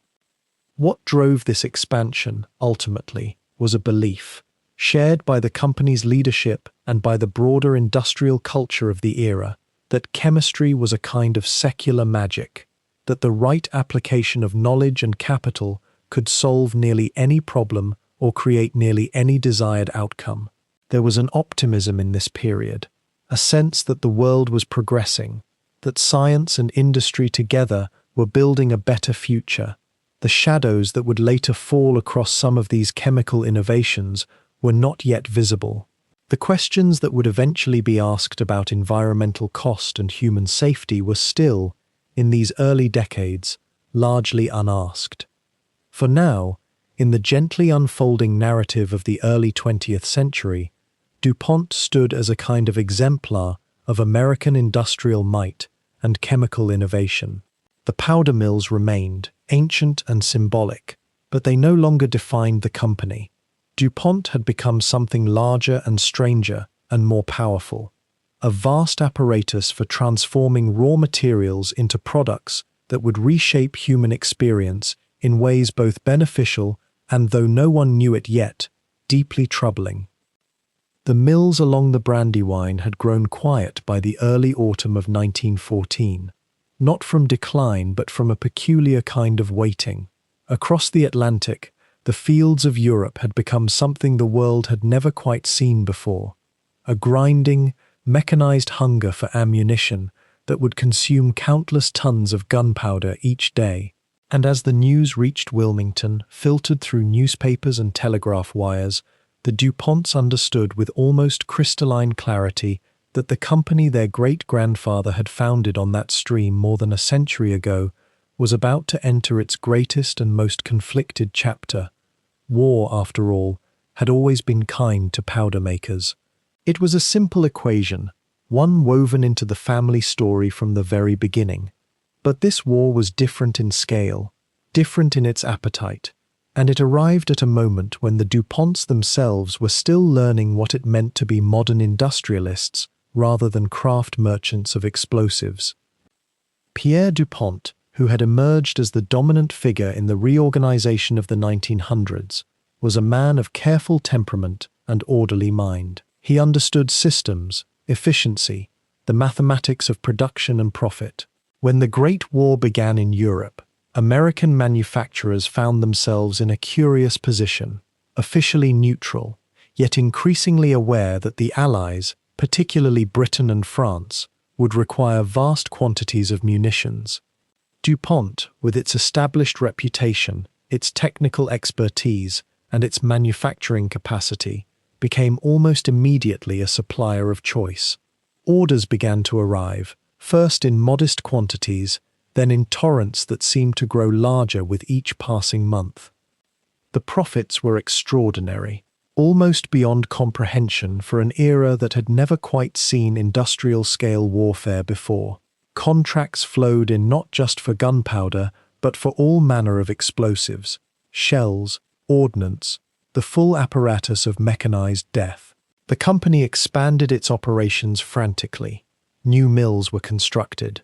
The workforce swelled with thousands of new workers, many of them immigrants, many of them unfamiliar with the precise, dangerous choreography required to survive in a powder mill. Investment in the company became phenomenally attractive. Stock prices rose. The DuPont family wealth, already substantial, began to accumulate at a pace that seemed almost unreal. But here, in the quiet spaces between the roar of production and the glitter of profit, something began to trouble certain members of the family. Not all of them, and not always publicly. This was, after all, still an era when one did not openly question the imperatives of capitalism or one's own good fortune. Yet the letters and private reflections that survive from this period reveal a quiet unease, a recognition that something morally complex was unfolding in their mills.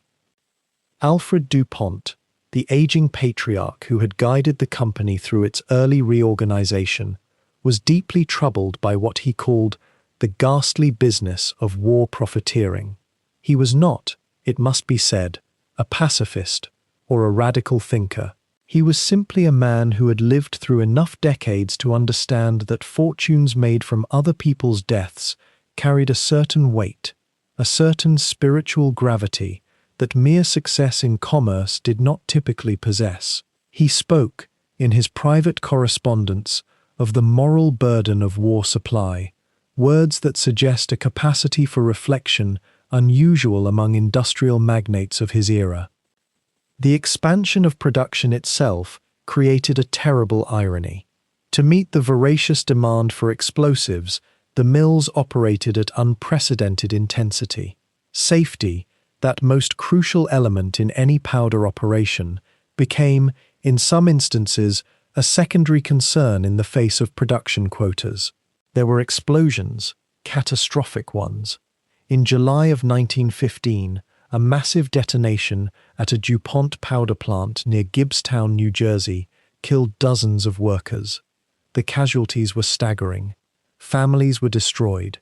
Entire neighborhoods were shaken by the blast. Yet the mill was rebuilt, workers were hired to replace the dead, and production resumed. The war demanded it. The Allies demanded it. The profits, most importantly, continued to flow.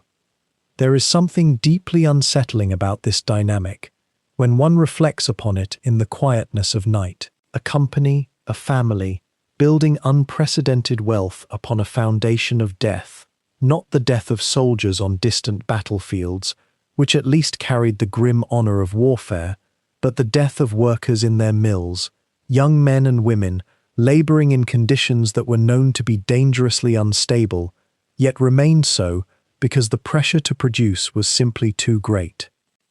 The DuPonts, as a family, were not uniquely culpable in this regard. Many American industrialists profited enormously from the Great War. Steel makers, textile manufacturers, oil producers, all of them found themselves swimming in unanticipated wealth as the guns of Europe consumed their products at an accelerating rate. But the DuPont's particular business, the manufacture of explosives, carried a certain directness of moral implication that perhaps other industries did not. They were not simply supplying the war effort in the abstract sense. They were making the very substance that killed. One might ask, in the thoughtful darkness that sometimes accompanies contemplation of history, whether Pierre DuPont or his cousins genuinely grappled with this tension, or whether the pull of commercial success and family pride simply overwhelmed any moral reservations that might have flickered into being. The historical record suggests that most of them did not spend excessive time in such reflection. There were profits to be made. There was an empire to be consolidated and expanded. There was the sheer momentum of industrial growth, which, once set in motion, becomes almost its own justification. And yet the language that some of them used, words like burden, ghastly, the careful, almost apologetic tone of certain letters, suggests that at least a few members of the DuPont family recognized that they had crossed into territory that was not entirely comfortable, that there was something troubling about the alchemy of converting human suffering into family fortune. The United States itself did not enter the war until 1917, and when it did, the moral equation shifted somewhat. Suddenly, America was not simply a neutral supplier profiting from European bloodshed, it was a participant in the conflict. The DuPonts' contribution to American military power became framed, almost necessarily, as patriotic service. The profits, in this new context, seemed more justified, more aligned with national purpose. Patriotism and personal wealth became intertwined in a way that made it easier to avoid the harder questions. By the time the war ended in November of 1918, the DuPont Company had expanded its production capacity, its technical expertise, and its financial assets to a degree that would have seemed impossible just 4 years earlier. The family had become, without question, one of the wealthiest in America. Their influence extended into government, into finance, into the very sinews of industrial power. And yet, somewhere beneath the accomplishment and the accumulation, there remained that faint discomfort, that recognition that great wealth, when built upon great violence, carries within it a kind of moral residue that soap and success cannot entirely wash away. It is a theme that would, in fact, recur throughout the modern DuPont story in different guises and different contexts. This tension between industrial triumph and moral consequence, between the necessity of practical business and the weight of unforeseen cost. In the quiet mills of the Brandywine, in the careful calculations of Pierre DuPont, in the troubled reflections of Alfred, one might detect the first stirrings of a pattern that would define the family's relationship to power and privilege for generations to come. By the time the century turned its corner into the 1900s, The DuPont name had become synonymous with a single thing: powder. And yet within that very certainty lay the seeds of restlessness. The men of the family, particularly those of the younger generation, could sense that the world was shifting beneath their feet. Railroads had laced the nation together, steel had become the language of progress, and somewhere in the minds of ambitious cousins, questions began to form quietly, like dew gathering on glass. What if there were other things to build, other engines of growth, beyond the careful, dangerous craft their ancestors had perfected along the Brandywine? It was in this atmosphere of inherited wealth meeting nascent ambition that Pierre Samuel DuPont stepped forward. Not as a powder maker, though he understood that business in his bones, but as something newer, something that required vision rather than just chemical knowledge. Pierre was deliberate in his thinking, methodical in the way that family tradition had taught him to be. He had already reshaped DuPont's internal structure, bringing order and modern management to what had once been a loose confederation of cousins and mills. He had professionalized the business, turned it from a family enterprise into something that resembled what we would come to recognize as a corporation. But by 1914, as he watched the automobile industry convulse and consolidate around him, he began to wonder whether the DuPont fortune might have a second life entirely. The automobile, you see, was not yet the obvious inevitability it would become.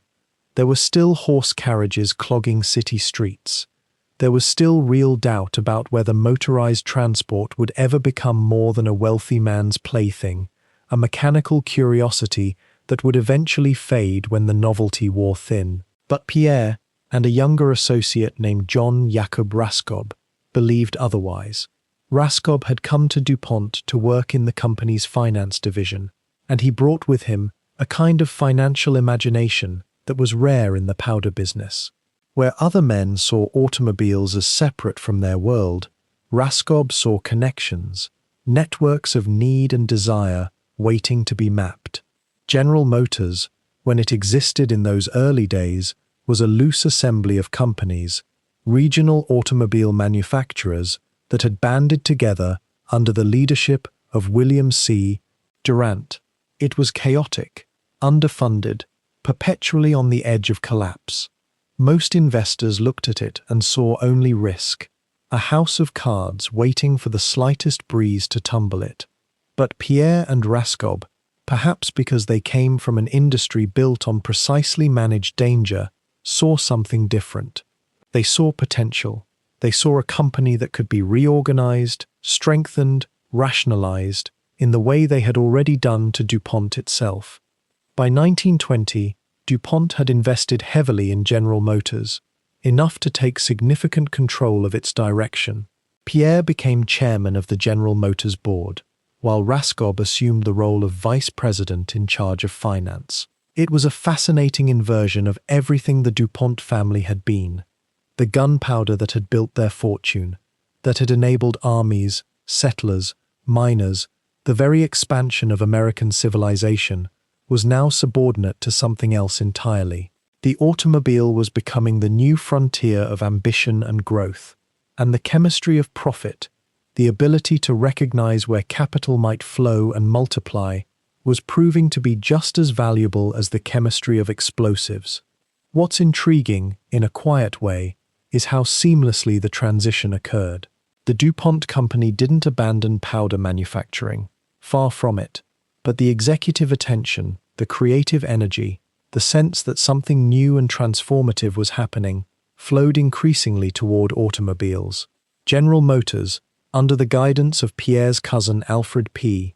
Sloan, was being reshaped into a vertically integrated manufacturing behemoth, the kind of industrial organization that would define the 20th century.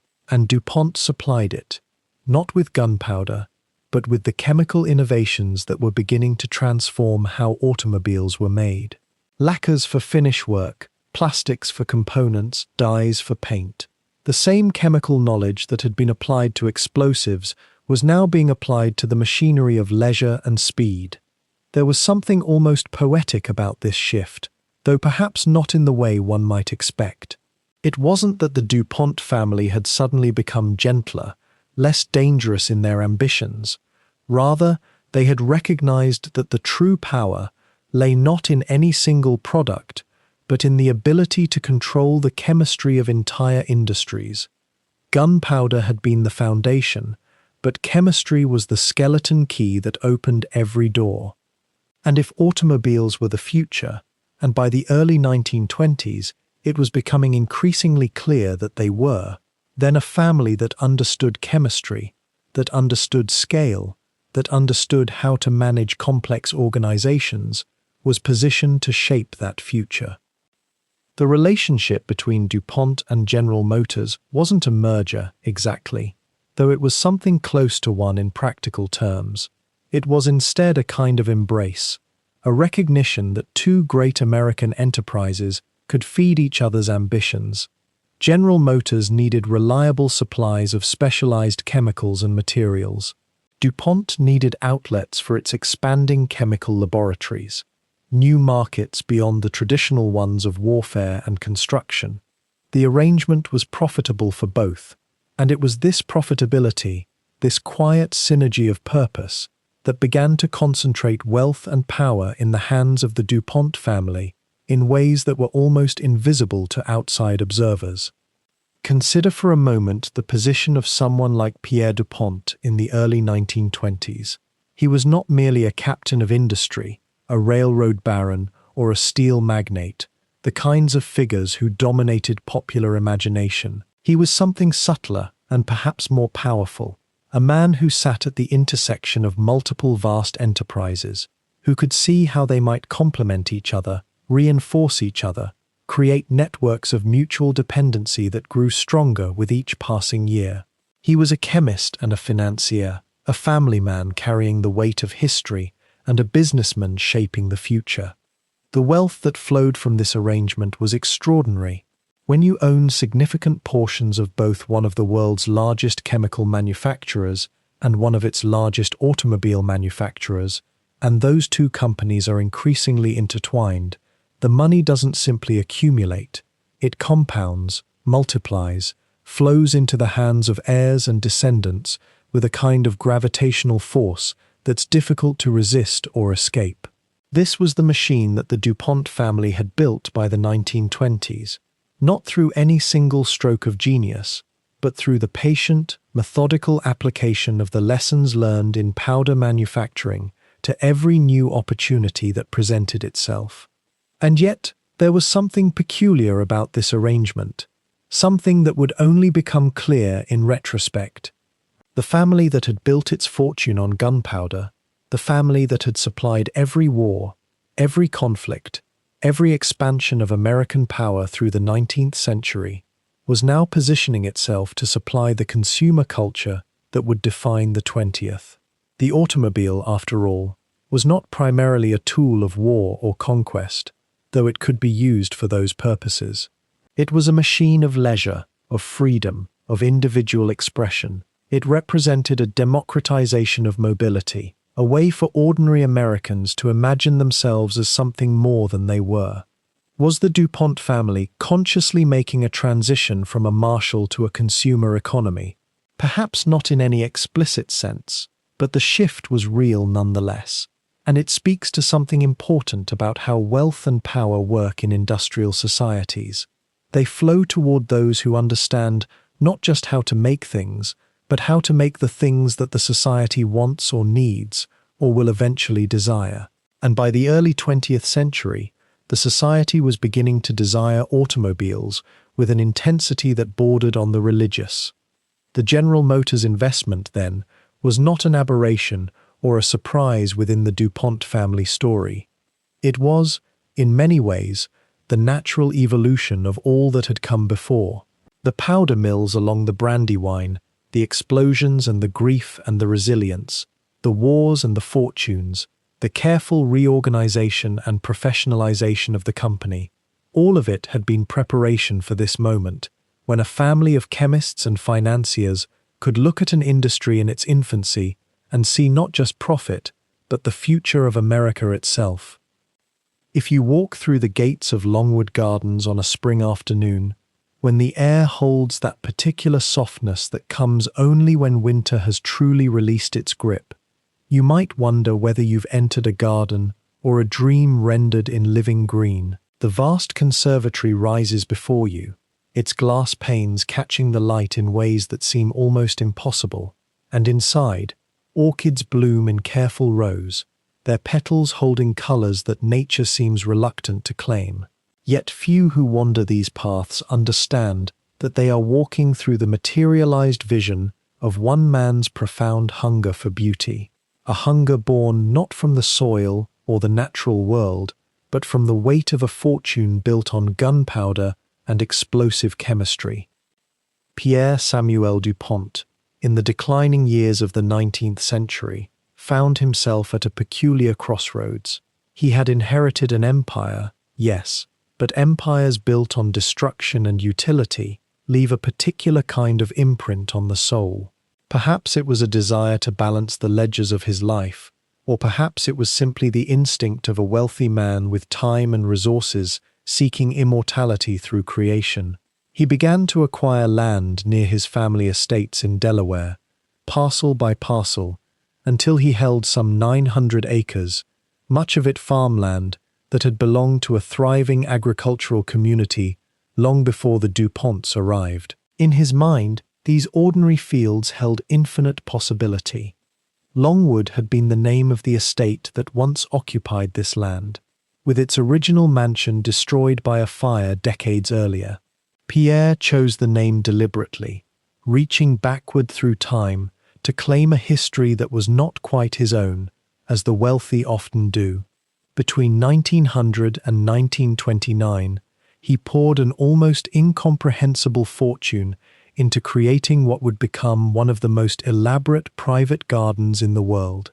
The numbers alone invite a kind of helpless wonder. 100 acres of formal gardens, thousands upon thousands of individual plantings, a main conservatory of 63,000 square feet with glass walls and living climate, fountains that seem to emerge from classical mythology itself, yet running on the most modern of mechanical systems.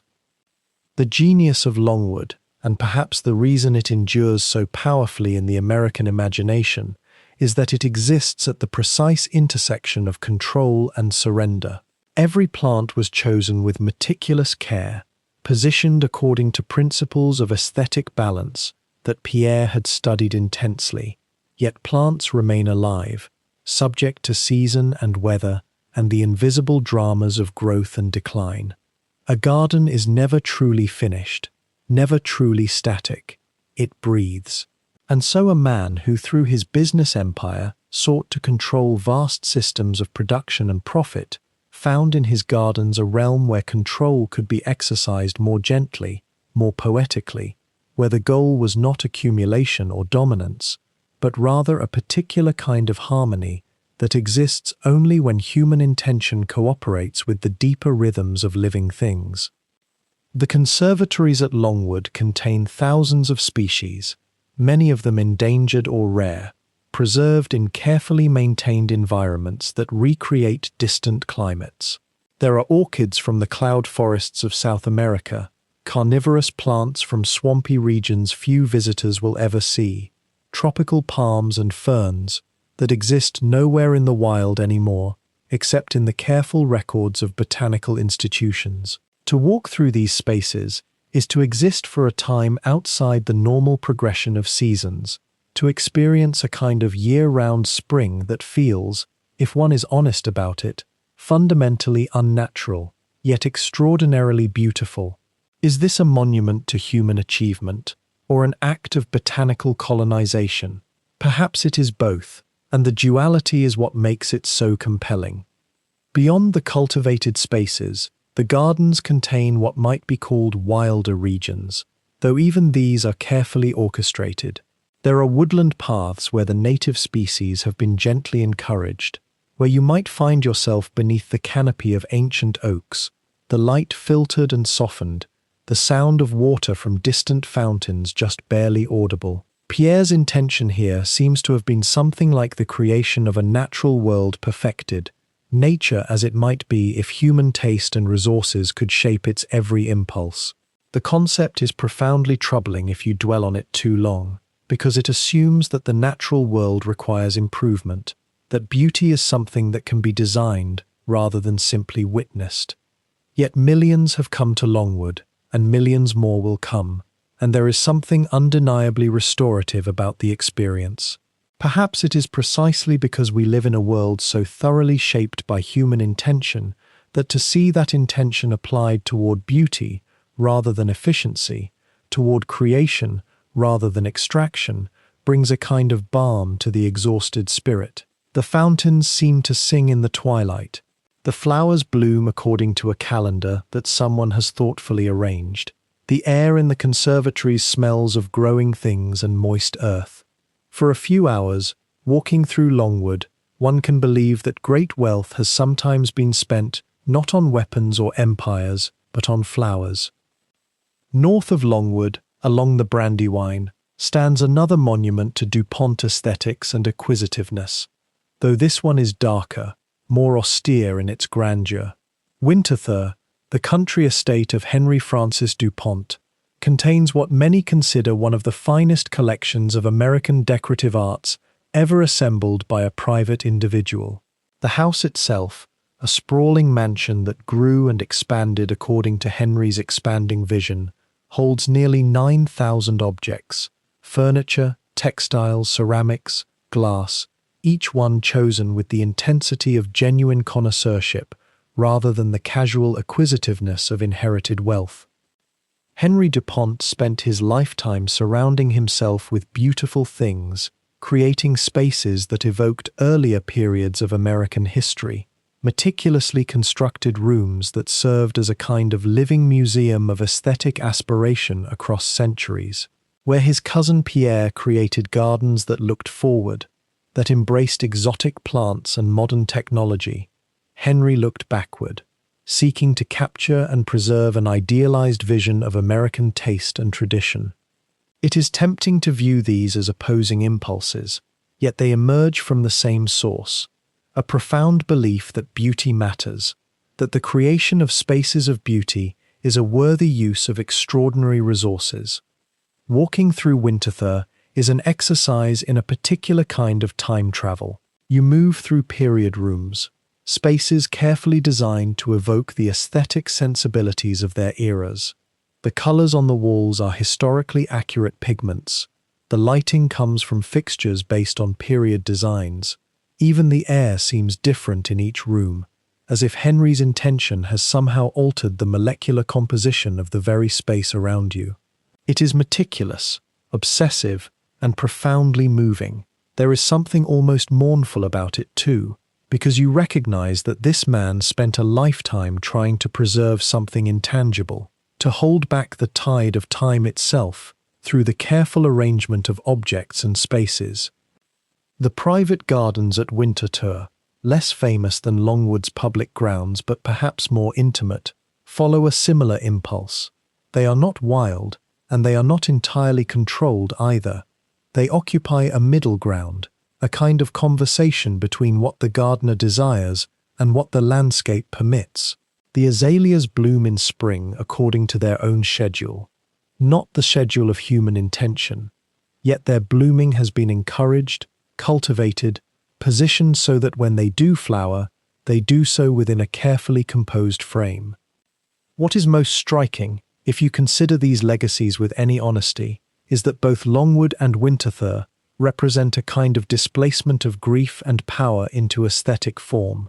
They are monuments, certainly, but they are also refuges. The DuPonts had built their fortune on the ability to create explosive power, to harness chemical force, and direct it toward human will. In their gardens and their museums, they created a different kind of power, more subtle, but perhaps more lasting. The power to shape how future generations would see beauty, how they would understand the past, what spaces they would consider worth preserving. Both gardens and collections have, by now, largely passed out of individual family control. Longwood is maintained by a foundation and is open to the public throughout the year, welcoming hundreds of thousands of visitors annually. Winterthur, too, has become more of a museum and cultural institution than a family home. In their transformation from private spaces into public ones, they have lost something of their original meaning, yet they have also transcended it. They have become part of the commons in a way their creators could not have fully anticipated. A child who has never heard of the DuPont family can still stand beneath the flowering trees at Longwood, still move through the carefully arranged rooms at Winterthur, still feel the particular serenity that comes from being in a space where great thought has been applied to beauty. And perhaps that is the intended legacy after all, below the surface of individual intention or family pride.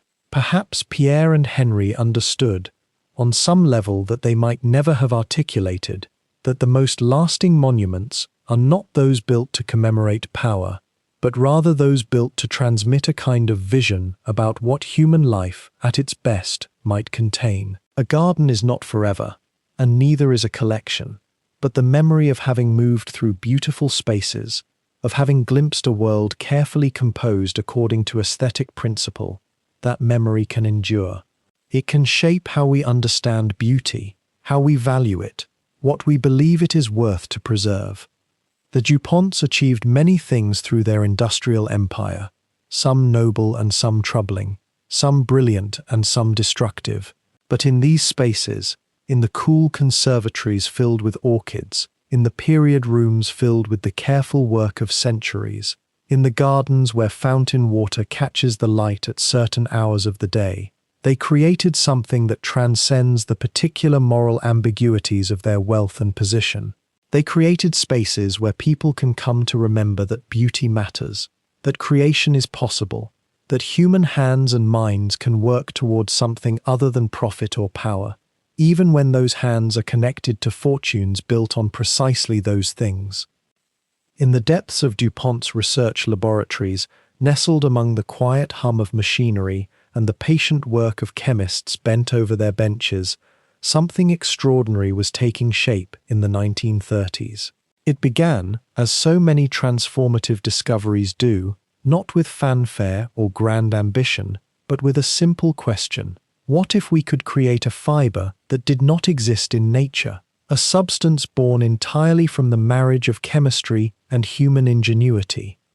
The story centers on a man named Wallace Hume Carruthers, a brilliant and somewhat brooding chemist who had joined DuPont's research division in 1928. Carruthers possessed a rare combination of theoretical insight and patient determination, the kind of mind that could see possibility in the invisible dance of molecules. He had come to DuPont with a mission that seemed almost romantic in its scope: to understand the very nature of long-chain polymers, those delicate threads of linked atoms that form the basis of all fibers, whether spun from wool or silk or cotton. For years, Carruthers and his team worked in relative obscurity, conducting experiments that to the untrained eye might have seemed obscure or even pointless.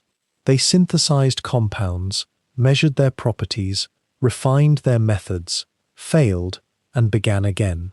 This was the true work of industrial research, not the explosive breakthroughs of popular imagination, but rather the slow accumulation of understanding, each small discovery building upon the last, like bricks laid carefully upon a foundation. The DuPont Company, wealthy enough to afford patience, allowed Carruthers this luxury. They understood, perhaps better than most American corporations, that genuine innovation could not be rushed.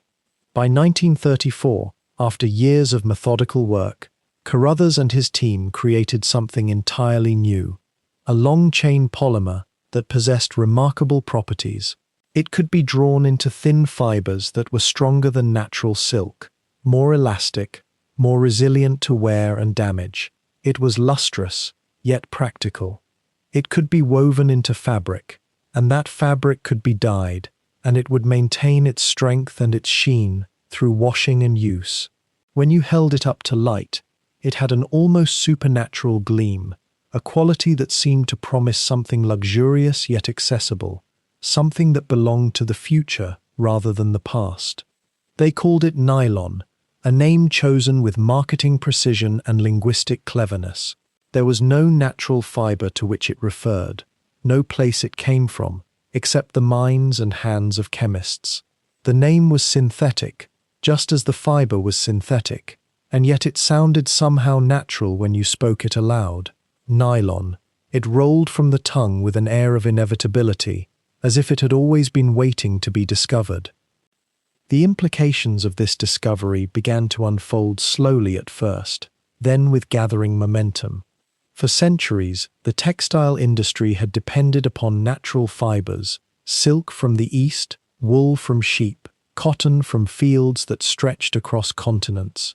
These materials were limited by agriculture, by climate, by the simple fact that nature produced them at a certain pace and in certain quantities.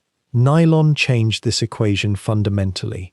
It could be manufactured anywhere there was chemical infrastructure and energy. It could be produced in unlimited quantities. It had no natural competitor because it had no natural ancestor. Consider for a moment what this meant for women's clothing in particular. Before nylon, stockings were made from silk, a luxurious material that was expensive, delicate, and prone to snagging. A woman who wanted silk stockings had to treat them with great care. They were an investment, a luxury reserved for special occasions or those with considerable means. Nylon stockings, by contrast, could be manufactured cheaply, wore well, and washed easily. They dried quickly. They could be produced en masse. When DuPont began to market nylon stockings in 1939, they caused something close to a sensation. Women lined up to purchase them. Here was a material that promised sophistication and comfort at a price that was actually affordable. Yet there was something almost poignant about Carather's triumph. Though this sorrow was largely unknown to the public at the time, Carather's himself, despite his genius and despite the monumental importance of his discovery, had struggled throughout his life with depression. He was a man of introspective temperament, prone to self-doubt, often questioning the value of his work, even as that work was reshaping entire industries. He had come to DuPont seeking not only intellectual challenge, but perhaps some sense of meaning, some validation that his life was worthwhile. The synthesis of nylon was his answer to that question, and yet even this achievement could not fully quiet the demons that haunted him.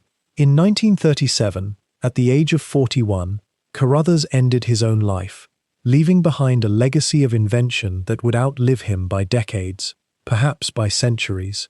It is one of those quieter tragedies woven into the fabric of industrial history, a reminder that even the brightest minds sometimes carry the heaviest burdens. By the time of the Second World War, nylon had become an essential material. DuPont's factories retooled to produce nylon for military applications, parachutes, rope, tire cord. The very substance that had promised luxury in peacetime became a tool of survival in wartime. Soldiers descended from the sky suspended in nylon parachutes. Trucks and jeeps ran on tires made with nylon reinforcement. The fiber that Carothers had synthesized in quiet laboratories became woven into the very machinery of global conflict. The transition was complete. The DuPont Company, which had built its fortune on gunpowder and explosives, which had supplied the implements of warfare for generations, had now created a substance that would outlast them all. Nylon did not kill. It constructed, clothed, strengthened, endured. It represented a kind of redemption, perhaps, or at least a diversification of purpose, where gunpowder was consumed in its use, destroyed in the moment of its function. Nylon created lasting value. A nylon stocking could be worn for years. A parachute could save a life and be folded and used again. This durability, this permanence, carried its own significance. What strikes us, as we contemplate this moment in DuPont's history, is how seamlessly innovation had become woven into the family's identity. The company that Éleuthère Irénée du Pont had founded on the Brandywine more than a century earlier had been built on a willingness to explore chemistry, to push boundaries, to ask what might be possible if you understood molecules deeply enough. That same impulse, that same fundamental curiosity, persisted in the laboratories of the 1930s. It was not the creativity of artists or philosophers, but rather the precise, methodical creativity of scientists who understood that the future could be synthesized, that progress could be manufactured as surely as it could be discovered. And in this vision of the future, nylon represented something quintessentially American, the idea that materials and experiences once reserved for the wealthy could be democratized, made available to everyone through efficient production and capital investment. It was a promise that seemed, in that moment, entirely benevolent. What could be wrong with making luxury accessible? What could be dangerous about a synthetic fiber that was strong and beautiful and practical? These questions would take decades to answer, and their answers would be far more complex than anyone in the 1930s could have imagined. When the factories at Wilmington and the vast powder works along the Brandywine received word that Germany had invaded Poland on that September morning in 1939, the DuPont Company did not need to be told what was coming. The executives in their leather-appointed offices, many of them now third and fourth generation heirs to the original powder mill, understood the mathematics of war better than almost anyone else in America. Explosives have a peculiar way of concentrating the mind on what nations require. And what nations require, the DuPont Company had learned across 137 years, was their product. For months before America itself entered the conflict, the company had been receiving quiet inquiries from Washington. There were contracts being discussed, supply arrangements being sketched in memoranda marked for internal circulation only. The British were purchasing. The Roosevelt administration was slowly, carefully preparing the nation for what many believed was an inevitable involvement. And DuPont, with its vast infrastructure, its chemists, its manufacturing knowledge, its access to capital and talent, was positioned to become something far larger than a powder company. It was, in a very real sense, becoming an instrument of state power. The transformation was methodical and deliberate. The company that had supplied the Union during the Civil War, that had grown wealthy on the steady consumption of explosives across expanding frontiers and mining operations, now faced the prospect of manufacturing on a scale that would dwarf everything that had come before. Production quotas began to climb through 1940 and 1941. The existing facilities, though extensive, were insufficient. New plants would need to be built, new processes streamlined, new workers trained in the careful, dangerous choreography of explosives manufacturing. Think for a moment on what it meant to the DuPont family itself, to the descendants of that young Frenchman who had first ground charcoal and saltpeter along the Brandywine with his own hands. War was no longer something distant, something that happened to other nations, other companies. War was now happening in their factories, in the forges and mixing chambers, in the careful calculations of chemists who understood the precise proportions necessary to transform raw materials into instruments of destruction. The family name, which had been built on the supply of explosives for peaceful purposes, for mining, for construction, for the infrastructure of American expansion, was now being wielded as a weapon of national security. Yet there was something more complex happening simultaneously, something that would come to define the DuPont Company's role in the war in ways that went far beyond explosives. Alongside the traditional gunpowder and dynamite operations, the company had invested heavily in chemical research and development. By the 1930s, DuPont chemists, working in gleaming laboratories in Wilmington, had begun exploring the frontier of synthetic materials. The company had developed neoprene, an artificial rubber, in response to the early threat of supply disruptions in natural rubber from Southeast Asia. They had begun manufacturing rayon, a synthetic fiber that could substitute for silk, and they were on the verge of perfecting a material that would eventually be called nylon, a fully synthetic fiber derived from coal, water, and air. requiring no natural source materials whatsoever. When war came to America on December 7, 1941, and the vast machinery of industrial mobilization cranked into motion, these synthetic capabilities became as strategically vital as explosives themselves. The military required materials that the natural world could no longer supply in sufficient quantities.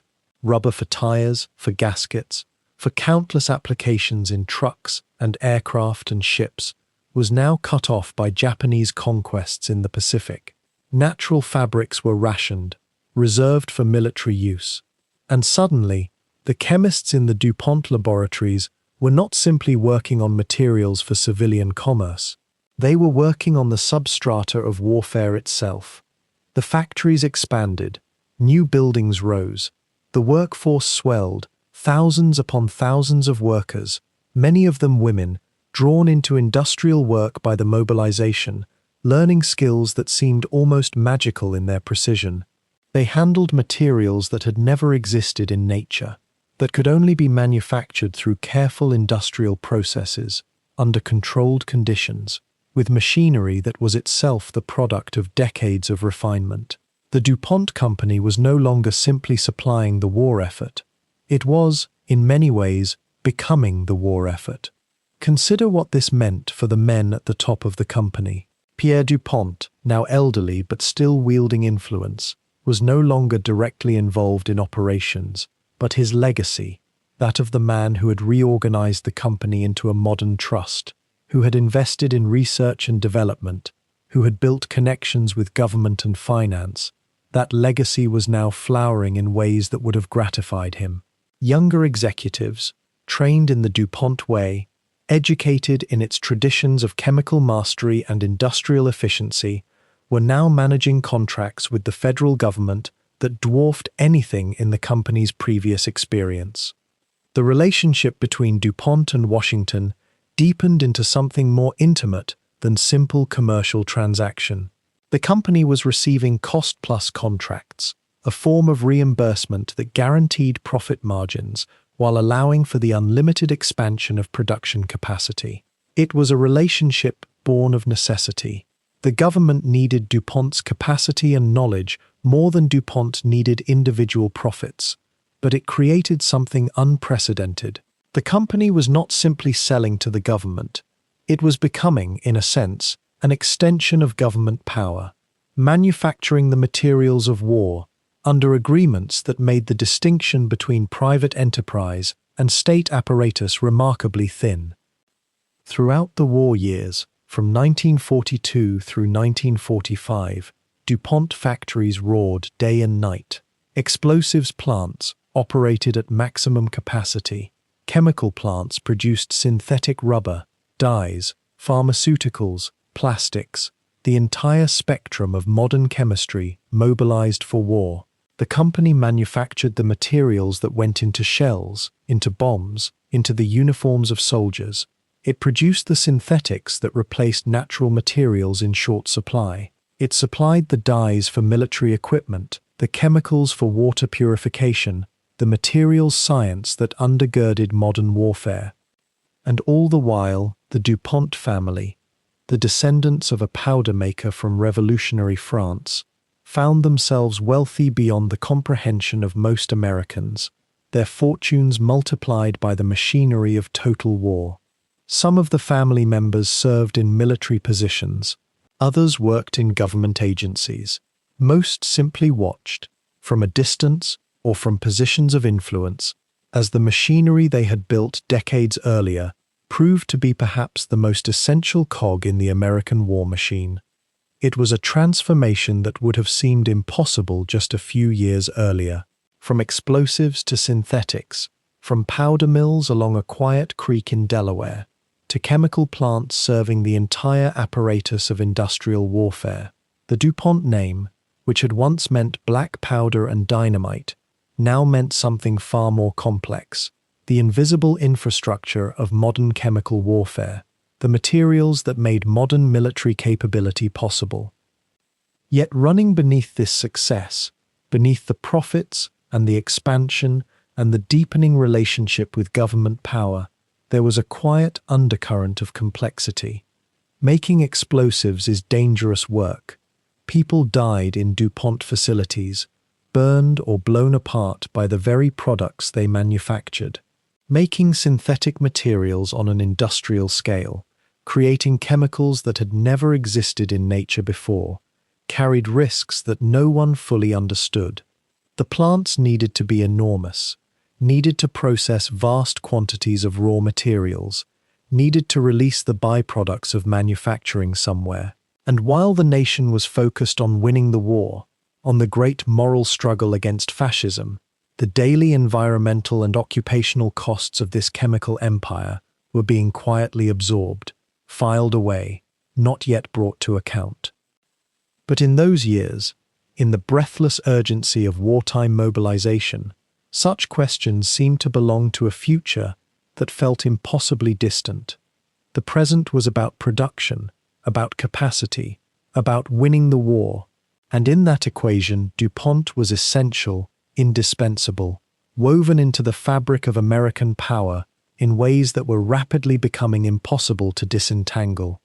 And yet, beneath the vast gardens and the gleaming research campuses, there lived another story, one that would not stay quietly in the archives.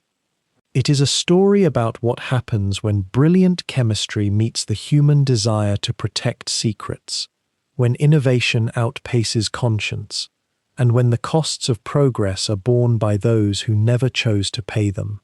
In the 1930s, a DuPont chemist named Roy Plunkett made a remarkable accidental discovery while working with refrigerant gases in a laboratory in New Jersey. He found that one particular fluorocarbon compound had transformed into something entirely unexpected, a smooth, slippery, almost frictionless polymer that seemed to resist nearly everything: heat, cold, oil, water, and acid. The substance felt almost otherworldly to touch. They called it Teflon, and it would become one of the most ubiquitous materials of the modern age, coating countless frying pans, non-stick cookware, and industrial equipment that would make life easier and cooking safer for millions of people across generations. But Teflon, like so many quiet miracles, came with a shadow. To manufacture Teflon, DuPont needed to use a chemical known as PFOA, perfluorooctanoic acid, as a processing aid. PFOA is a so-called forever chemical, a compound that does not break down in nature, that persists in the environment and in human bodies indefinitely, accumulating year after year in soil and water and living tissue. For decades, DuPont knew something about PFOA that the world did not. The company's own scientists had begun documenting, as early as the 1950s, that PFOA could be found in the blood of workers at their Washington Works facility near Parkersburg, West Virginia. Internal tests showed that animals exposed to PFOA developed liver damage, kidney lesions, and other troubling symptoms. Yet the company continued manufacturing, continued releasing PFOA into the environment, and continued keeping this knowledge largely to itself. Why would they do such a thing? Perhaps the question answers itself. DuPont had built an empire on innovation and progress, on the idea that chemistry could solve human problems. To acknowledge that one of their greatest achievements came with a terrible price would have meant confronting a fundamental tension, that the same brilliance that gave the world non-stick cookware and protective coatings was also poisoning the very water that people drank. It was easier, in a certain sense, to remain silent. The small town of Parkersburg, West Virginia, where the Washington Works facility operated for decades, was home to thousands of DuPont workers and their families. Many of them lived near the plant, drank water from local wells, raised children who played in yards that would later be found to contain alarming levels of PFOA. Some of these families began to notice unusual clusters of illness: thyroid disease, kidney problems, testicular cancer, developmental delays in children. But these illnesses appeared slowly, scattered enough that no single person could immediately connect them to the water they drank, the air they breathed, or the company that had shaped their entire town. Then, in the late 1990s, a farmer named Robert Bilott hired a lawyer and began asking questions. He had noticed that his cattle were dying mysteriously on land he owned near the DuPont facility. When he pushed for explanations, when he demanded testing of the water and soil on his property, what emerged was the beginning of a long, slow unraveling of the company's carefully maintained secrecy. Internal DuPont documents, obtained through the legal process, revealed that scientists at the company had known about PFOA's toxicity for 40 years. They had known it was accumulating in the blood of their workers. They had known it was seeping into groundwater, and they had apparently decided that this knowledge would be kept within the company walls, shared with regulators only when absolutely forced to, minimized and downplayed whenever possible. It is a strange human capacity, is it not? The ability to know something fully and still act as though that knowledge does not exist. To separate the scientist within the company from the citizen within the community. To allow a profitable operation to continue even as evidence mounted that it was harming the very people whose labor built that profit. By the early 2000s, the extent of the PFOA contamination around Parkersburg had become undeniable. The chemical had leached into the drinking water of over 100,000 people. It had accumulated in the blood serum of nearly the entire population of the region. Children born to mothers with high PFOA levels showed developmental problems. Workers exposed to PFOA for decades developed specific health problems at rates far higher than the general population. The DuPont Company, which had once seemed so invincible, so aligned with progress and national importance, now faced lawsuits that stretched across multiple states, multiple generations. The settlement that eventually came was enormous, but perhaps not in the way one might expect. In 2005, DuPont agreed to fund a class action settlement of $305 million for residents of the Parkersburg area. The company also agreed to fund an independent science panel to study the relationship between PFOA exposure and various health conditions. And yet, here is where the story grows even more complex. Even as the company admitted no wrongdoing, even as it framed PFOA as a problem that would be solved through better management and filtration, the chemical continued to be used in the manufacturing of Teflon, continued to be released into the environment through the wastewater treatment process, continued to build up in the blood of new generations of workers and residents. What makes this darker still is the knowledge that DuPont was not alone in this pattern. Other chemical manufacturers had made similar discoveries about problematic substances in their manufacturing processes. Some chose similar paths, acknowledge the problem minimally, litigate to delay accountability, invest in public relations to maintain the brand's reputation. It is a strange moral calculus that suggests wealth and power can insulate a company, its leaders, and its shareholders from the full weight of consequences that ordinary people must bear. The story of PFOA and Teflon became, in a way, a quiet metaphor for something larger about power and protection and the long temporal distance between a moment of innovation and the slow accumulation of harm. The non-stick frying pan that made cooking easier for millions of households was connected, through an invisible thread, to contaminated groundwater and thyroid disease, and the slow poisoning of a town that had built itself around the factory that poisoned it, not through malice necessarily, but through indifference, through the prioritization of profit and reputation over transparency, through the assumption that what happened in the laboratory and what happened in the community could somehow remain separate. The DuPont Company eventually spun off its chemical division into a new company called Nemours, a move that some observers saw as a way to distance the historic DuPont name from the accumulating liabilities of PFOA and other problematic substances. Whether this was intended as a fresh start or a strategic separation, the result was the same. The DuPont empire, which had once been so unified, so firmly controlled by the family that bore its name, began to fragment. not violently, as in earlier generations, but quietly, almost administratively, as though the structures were simply reorganizing themselves around the weight of their own contradictions. The story of Foa is, in some sense, a story about the limits of secrecy, in an age when information increasingly finds its way into the light. It is also a story about what happens when the very chemistry that promises to make life better carries within it the seeds of slow harm. And it is a story that would follow the DuPont name forward, coloring how the world remembered the family's century-long relationship with innovation and progress, reminding us that even the grandest monuments to human ingenuity can cast long, invisible shadows across the landscape below. By the late 20th century, the DuPont name had begun to fade from the everyday consciousness of most Americans. The company itself had grown into something vast and impersonal, managed by boards and executives who carried no family blood in their veins, and the grandchildren and great-grandchildren of the founding line had scattered themselves across the landscape of American wealth, some into philanthropy, others into quiet retirement, a few into pursuits that might charitably be called eccentric. But there was one heir whose story would pierce through the fog of time and remind the world, with a kind of terrible clarity, that even the greatest fortunes cannot protect a mind unraveling under the weight of loneliness and obsession. His name was John Éleuthère du Pont.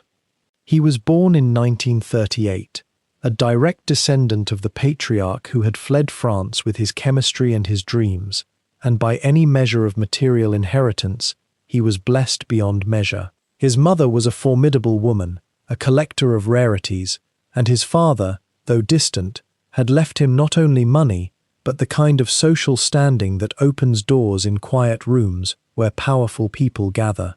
John grew up in the midst of the Brandywine world his ancestors had built, the great estates, the gardens that sprawled across hundreds of acres, the sense of belonging to something larger than oneself, something almost immutable. But by the time John was old enough to understand what he had been given, something inside him was already pulling away from it. He became fascinated, almost obsessively so, with the Olympic sport of wrestling. Not as a casual pursuit, you understand, but as a consuming passion. He studied it, he learned its history, he came to understand the almost primal appeal it held for young men striving against one another in that ancient, brutal dance. And as his mother aged, and his inheritance became fully his own, he began to imagine a project that would allow him to marry his wealth with this fixation. He would become a patron of American Olympic wrestling. He would gather the greatest wrestlers in the world to his estate, build facilities for them to train, guide them toward glory. Perhaps, in some unspoken corner of his mind, he believed that by doing so, he could purchase a kind of meaning, a place in the world that was about more than simply existing as a DuPont. His generosity in this regard was real, and for a time, it worked. Young wrestlers and coaches came to Foxcatcher Farm, the vast property he had assembled in Pennsylvania, drawn by his resources and his apparent love for the sport. The facility he built was state-of-the-art. He financed teams. He named himself, with a certain pride, the patron and wrestling enthusiast. The media began to pay attention. There was something almost Gatsby-like about him in those years, a man of immense means constructing a world around his passion, as if money alone could create not just accomplishment but belonging, not just sport but brotherhood. What was harder to see, from the outside, was the loneliness that lived inside that world like an underground current. John had never married. He had no children.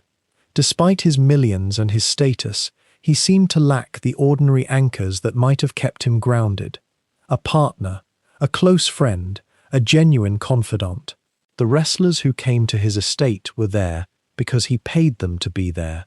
The coaches served at his pleasure, and as his control over this small kingdom expanded, so did something darker, a need to possess not just the loyalty of those around him, but their complete deference, their admiration bordering on worship.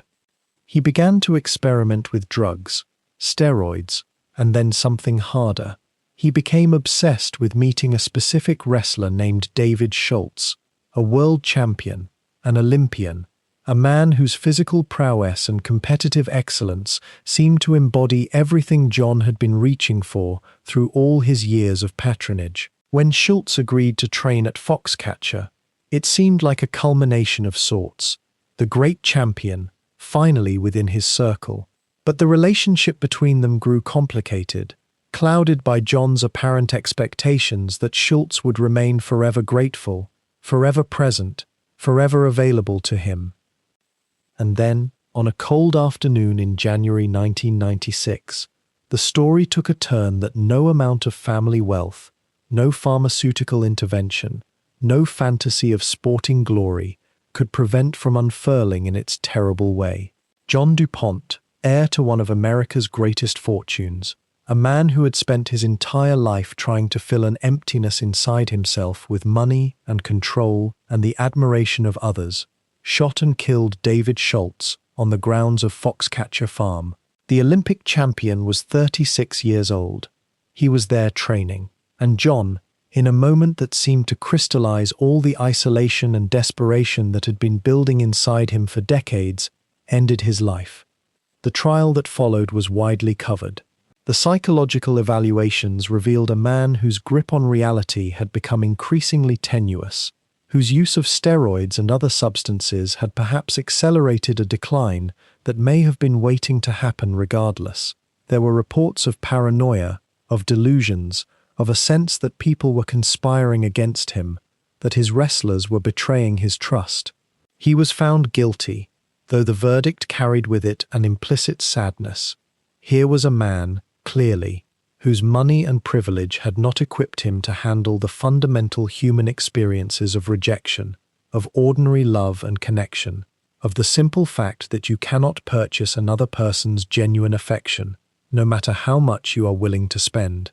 He died in prison many years later, in 2010, and by then the story had faded somewhat from the national consciousness, though not from the consciousness of those who had known him, or known Schultz, or simply understood what it meant that a DuPont, at the very end of the dynasty's influence, had become not a symbol of American industrial power, but a cautionary tale about the particular vulnerabilities of the rich. What can a person do with billions of dollars if they cannot find a way to belong to something real? What happens to a human being when every desire, every whim, can be satisfied by a phone call, except for the one thing that matters, the genuine regard of another person, freely given and not purchased? These are questions that linger in the quiet aftermath of his story, and as we move forward into the final chapters of the DuPont Chronicle, they sit with us like smoke that hasn't quite cleared from a room. There exists a peculiar condition that afflicts those born into extraordinary wealth, one that historians and psychologists have only begun to trace with care and candor. It is not a condition spoken of in boardrooms or at dinner tables set with the finest silver. Yet it runs through the generations of great families like a quieter current beneath the surface, a kind of isolation that grows not from loneliness, but from the suffocating knowledge that one's choices are perpetually shadowed by the magnitude of what one inherits. The DuPonts, by the middle of the 20th century, had become so thoroughly woven into the fabric of American industry that to be a DuPont was to carry the weight of not merely a family name, but a nation's progress itself. And yet, wealth of such scale creates a peculiar kind of solitude. When every door opens before you, when every wish might be anticipated and fulfilled, when the world beyond your gates regards you with a mixture of envy, deference, and resentment, what then becomes the texture of genuine human connection? Consider the experience of growing into adulthood as a DuPont heir. Your education begins not in the common schoolhouse, but in private academies, where the other children are carefully selected from families of similar standing. Your friends are, in a sense, already chosen for you by the invisible architecture of wealth. When you enter a room, people's faces shift slightly. They are calculating. They are wondering whether you might be useful to them. And you, in turn, begin to wonder whether affection offered to you is ever truly for yourself, or whether it is always, at some level, an investment in your family's favor. The great estates that lined the Brandywine Valley were palaces, without question, Longwood, Winterthur, and a dozen others, each one a masterpiece of aesthetic ambition and horticultural perfection. Yet a palace, even one filled with the finest art and music and botanical wonders, is still a place where one might feel profoundly and mysteriously alone. The servants move quietly through the rooms. The family members pursue their own interests in separate wings, and there is always, hovering just beyond consciousness, the awareness that this grandeur came from something dark, from explosions that killed workers, from fortunes made in weapons, from an empire built on the capacity to destroy. This knowledge, when absorbed slowly over a lifetime, can create a kind of spiritual heaviness. Not guilt, precisely, though some DuPonts certainly felt that. Rather, a kind of existential confusion. If the source of your comfort is inseparable from suffering you did not directly cause, but from which you cannot escape the benefit, what then is your moral standing? How does one live with such a paradox without becoming hardened to it, or crushed beneath it? Some DuPonts became philanthropists, pouring their resources into public gardens and museums and schools, as though beauty and education might somehow counterbalance the ledger. Others withdrew into private pursuits, the collecting of art, the breeding of horses, the meticulous cultivation of rare plants. These were not trivial endeavors, but they were, in a sense, efforts to create meaning in a space where meaning had already been largely determined by accident of birth. And then there were those who seemed to carry the weight more visibly, whose inheritance felt less like a gift and more like a burden of impossible expectations. The human mind, when raised in conditions of such extreme privilege, sometimes struggles to locate authentic challenge or genuine consequence. When nearly everything can be purchased or arranged, the question inevitably arises, what is left to strive for? What remains to prove? This is perhaps why some heirs to great fortunes appear to the outside observer almost reckless in their choices, not out of cruelty or callousness, but out of a kind of desperate searching for something real, something that cannot be smoothed over with money or influence. The psyche requires resistance. It requires obstacles. It requires the possibility of failure. And when these things are systematically removed from one's experience, the mind begins to manufacture them, sometimes in destructive ways. The DuPont family was not unique in this regard. Every great dynasty has produced its troubled heirs, its lost souls, its rebels and its broken minds. But the scale at which the DuPonts operated meant that these private struggles played out against a backdrop of almost mythic proportion. When a DuPont faced difficulty, it was a DuPont-sized difficulty. The resources mobilized to solve it were vast, and yet, sometimes, perhaps often, resources alone cannot touch the deepest human needs. Consider the experience of inheriting not merely wealth, but responsibility for vast enterprises. The DuPonts who took active roles in managing the company bore the weight not only of shareholder expectations, but of the knowledge that their decisions affected thousands of workers, entire towns, the trajectory of American industry itself.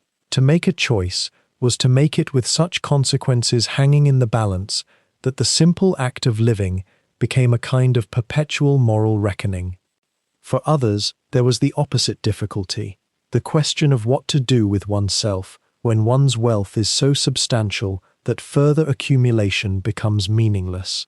Some DuPonts became scientists, finding in chemical research a kind of pure intellectual pursuit that transcended commercial interest. Others became patrons of the arts, or collectors with genuine expertise and passion. But for those who did not find such anchoring pursuits, the The question remained unanswered. What is my purpose, if not the accumulation of what has already been so abundantly given?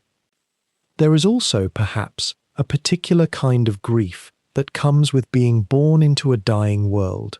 By the mid-20th century, it was becoming clear to thoughtful observers that the industrial civilization the DuPonts had helped to build was carrying within it the seeds of its own transformation and potential destruction. The very chemicals that had made the family's fortune were beginning to be understood with dawning horror as threats to the natural world and to human health.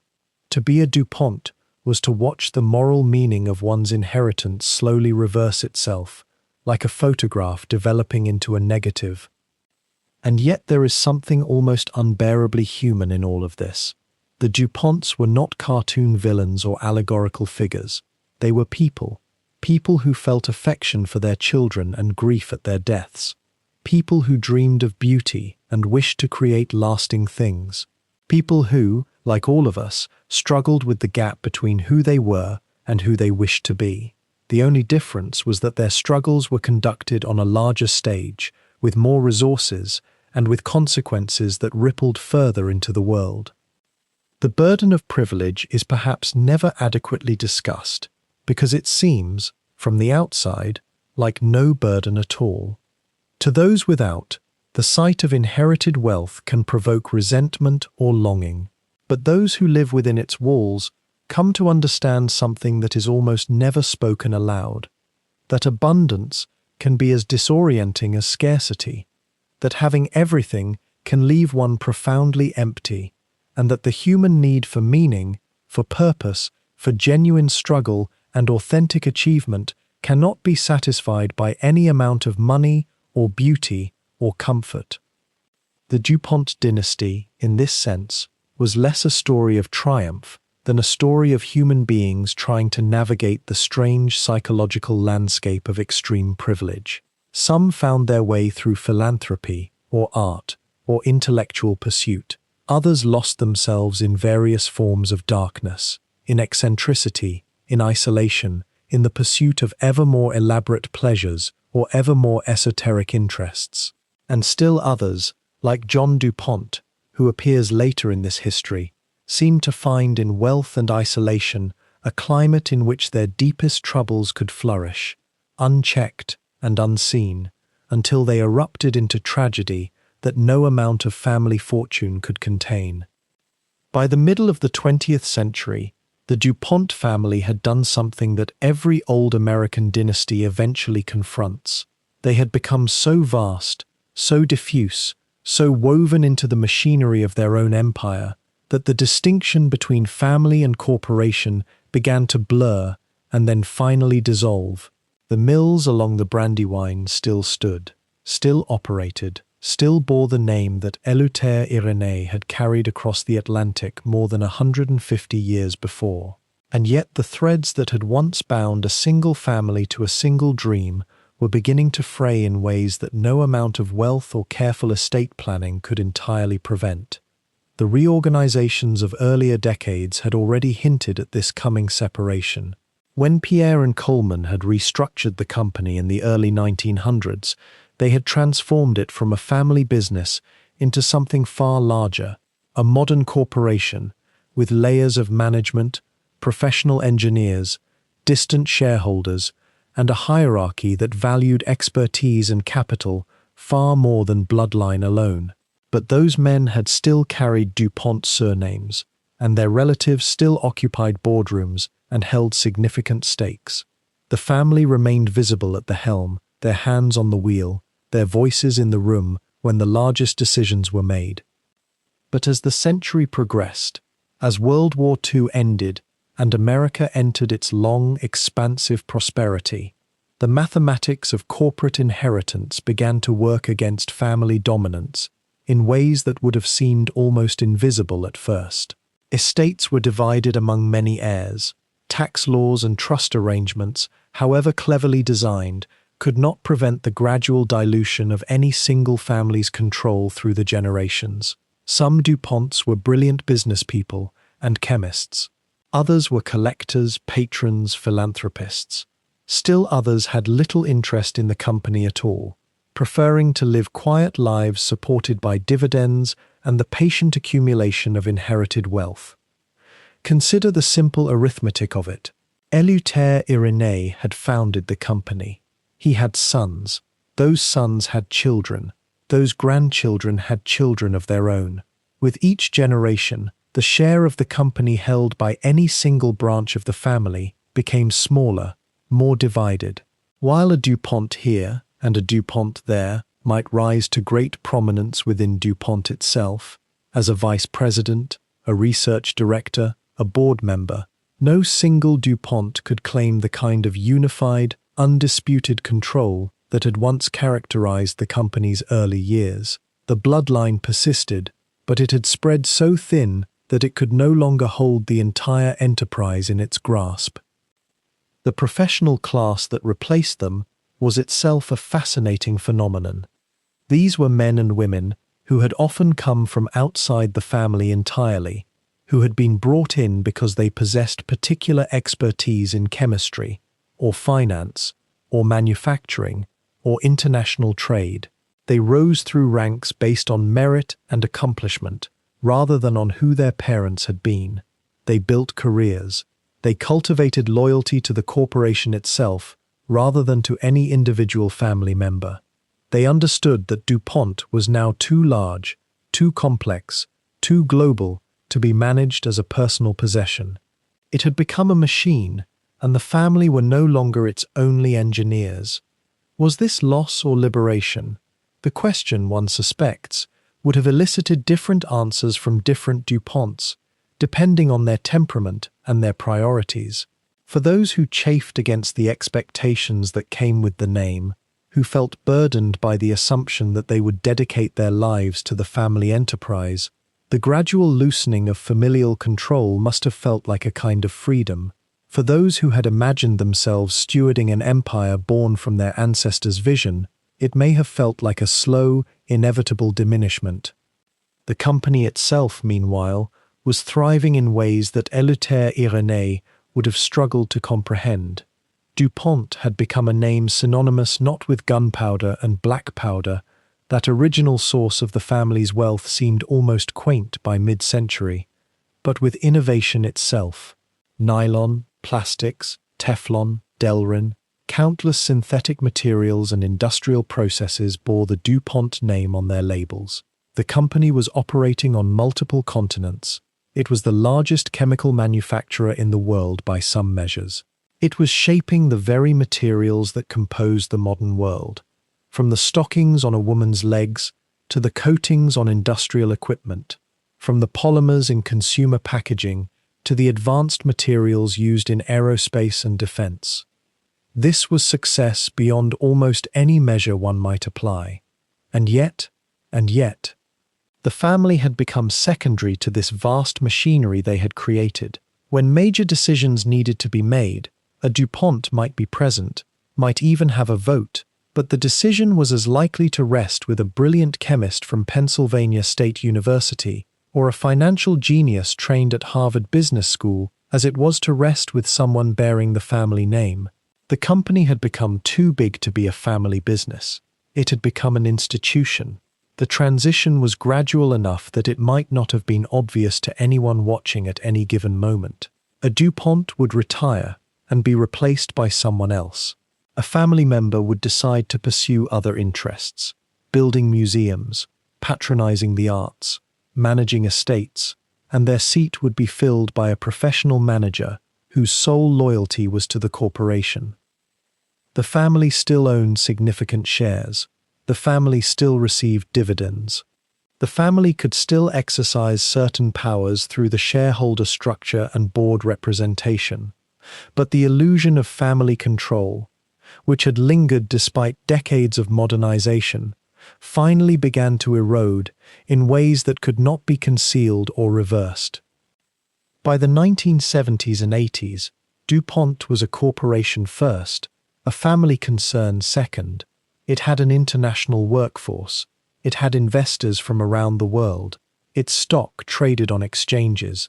Its future direction was determined not by what any DuPont wanted it to be, but by market forces, by competition with other chemical giants, by the shifting demands of consumers and governments and industries that had no particular attachment to the family that had founded it all those generations ago.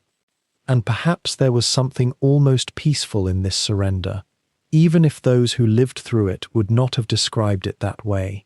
The family was released from the burden of having to manage everything. They could allow themselves to simply be wealthy, privileged heirs to a great industrial empire, free to pursue their own interests, their own visions, their own legacies. The DuPont name would continue to mean something in the world.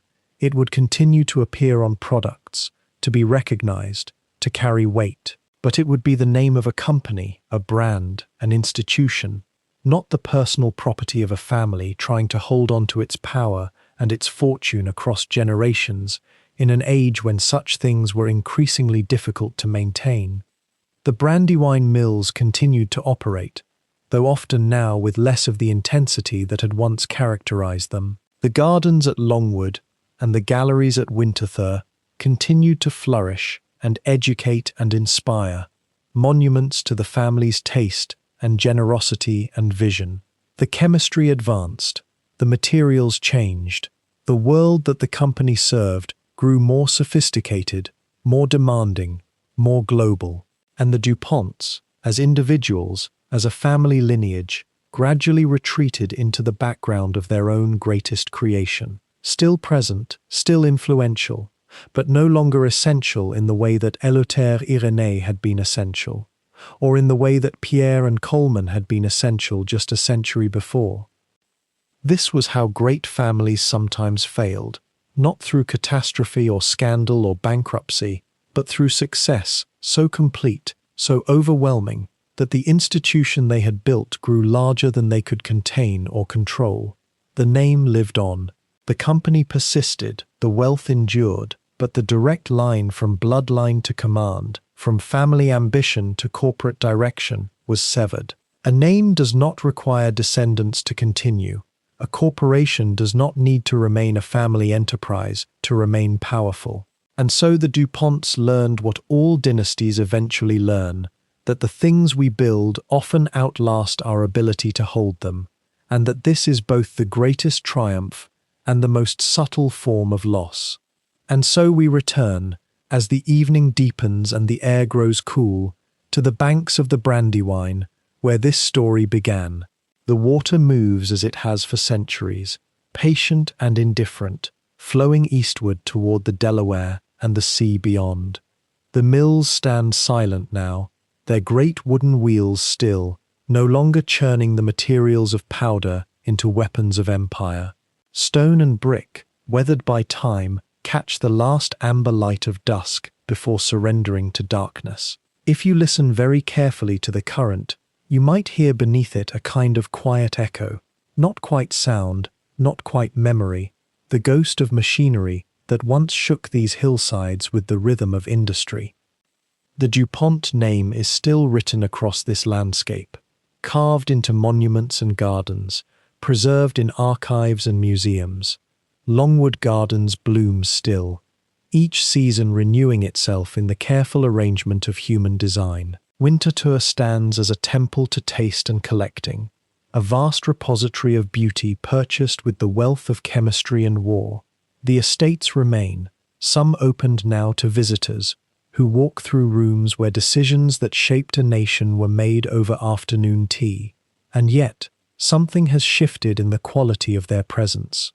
They are no longer the beating heart of an empire, but rather its lovingly maintained tomb. There is a particular melancholy in the fading of a dynasty, is there not? Not the sharp grief of sudden loss, but rather the slow, gentle diminishment that comes when a family's name outlives its grip on power. The DuPonts did not fall in a single dramatic moment, no revolution or betrayal sweeping them from their throne. Instead, they evolved, as all empires do, into something else entirely. The company that bore their name grew so vast, so distributed across the globe, that the family itself became almost incidental to its operation. A name on a letterhead, a historical footnote in the annual report. The threads of control that Pierre and Alfred and Coleman had woven so carefully in those fevered years of the early 20th century gradually unwound, passed into the hands of professional managers and distant shareholders who had never known the Brandywine. Perhaps this is not tragedy at all, but simply the mathematics of growth. Empires built by families are almost by definition temporary. A single man with vision and iron will, Éleuthère Irénée, stepping off a ship with his formulas and his hunger, can shape the course of generations. But as children multiply and inherit shares, as cousins squabble over direction, as the business grows beyond what any one person or even one family can meaningfully direct, the structure must change. The dynasty becomes a corporation. The blood tie transforms into a board seat. Power, which is so intimate when held by a founder, becomes diffuse and abstract when held by descendants, until eventually it is held by no one descended from the original vision at all. And what remains? The mills, silent and converted now into museums and office parks. The gardens, carefully tended but not grown from the particular obsessions of a single directing mind. The chemical formulae, catalogued and systematized, no longer the precious secrets guarded in leather journals. The environmental liabilities, the PFOA plume spreading through groundwater, the slow understanding of what the company knew and when it knew it, the moral reckoning still unfolding in courtrooms and settlement negotiations. The memory of John DuPont, that tragic heir who sought meaning in wrestling and found instead a dark spiral that ended in violence. The photographs of estates, of grand balls, of young women in white dresses standing before ancestral homes, now mostly sold or broken into apartments. This is the strange mathematics of accumulated wealth across generations. It tends not to stay concentrated. It dilutes. It disperses.